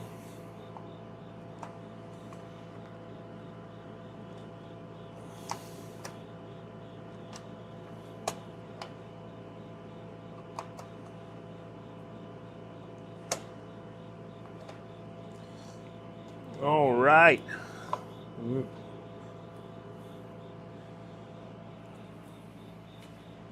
Sorry, I had to remember something. Hot's on the left. Lift, lift, lift. You'd think hot be on the right, just because it's just what I say in my head all the time. But it's on the left on this one. Left, left, left. I just gotta remember to.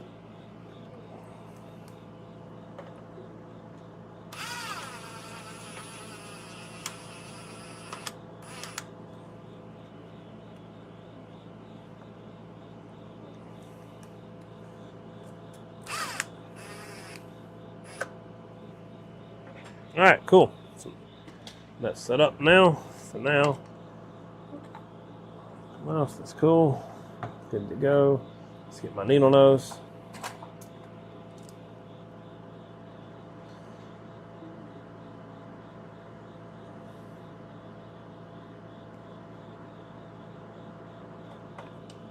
Sorry, I gotta get a better angle. I apologize. I'll get you guys back in just a few seconds. Let me just get this lined up so I can plug it in.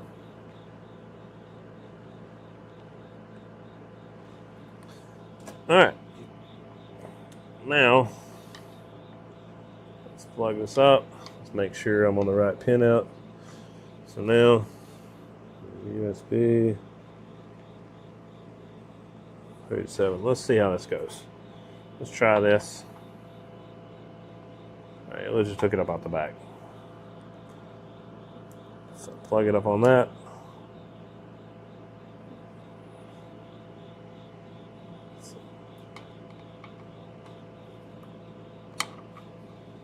Let's unhook off of this.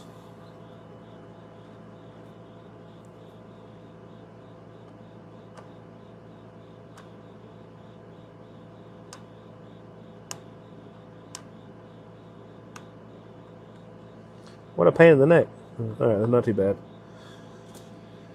Not too bad, not too bad. So,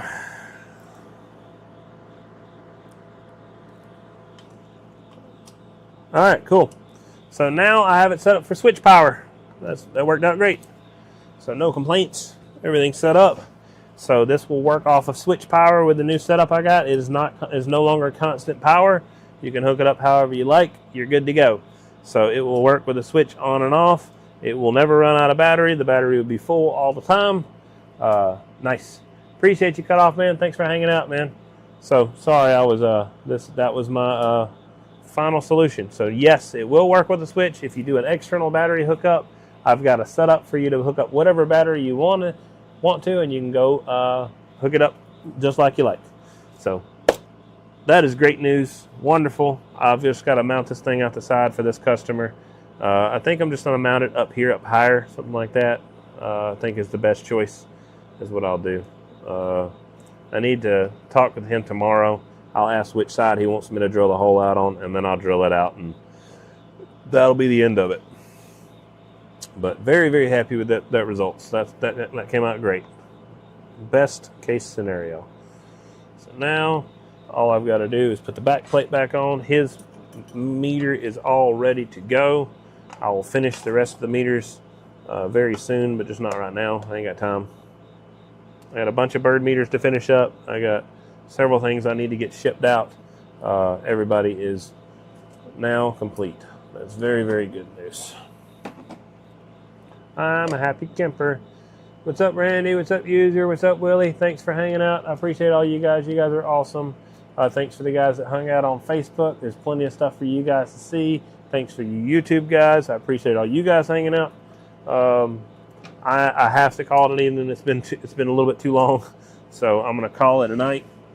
I'm going to put some screws in this. This will be complete for this customer.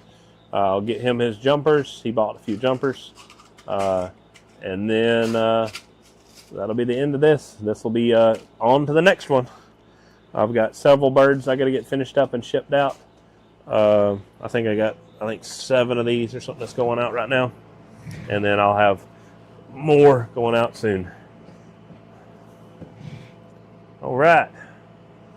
So today was a very good night. It worked out great. I'm very, very happy with all the results that I got.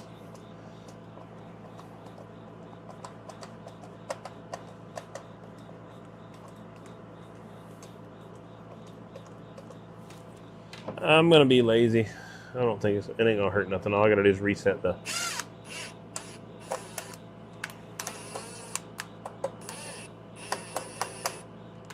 you little butthole.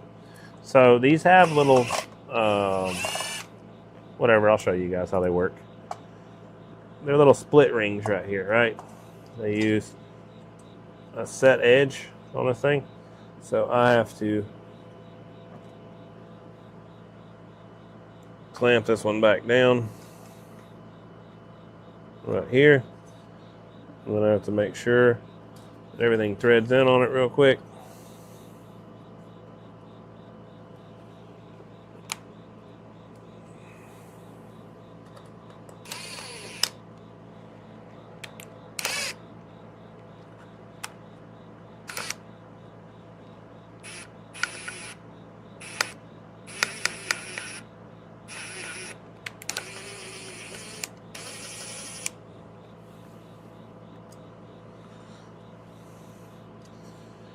So this is going to come out just a smidge.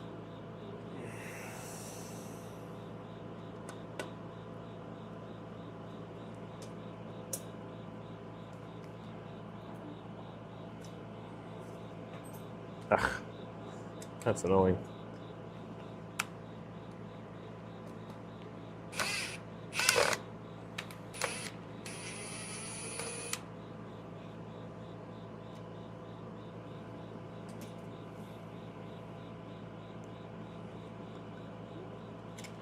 All right, I'll deal with this later. I'm not doing it right now.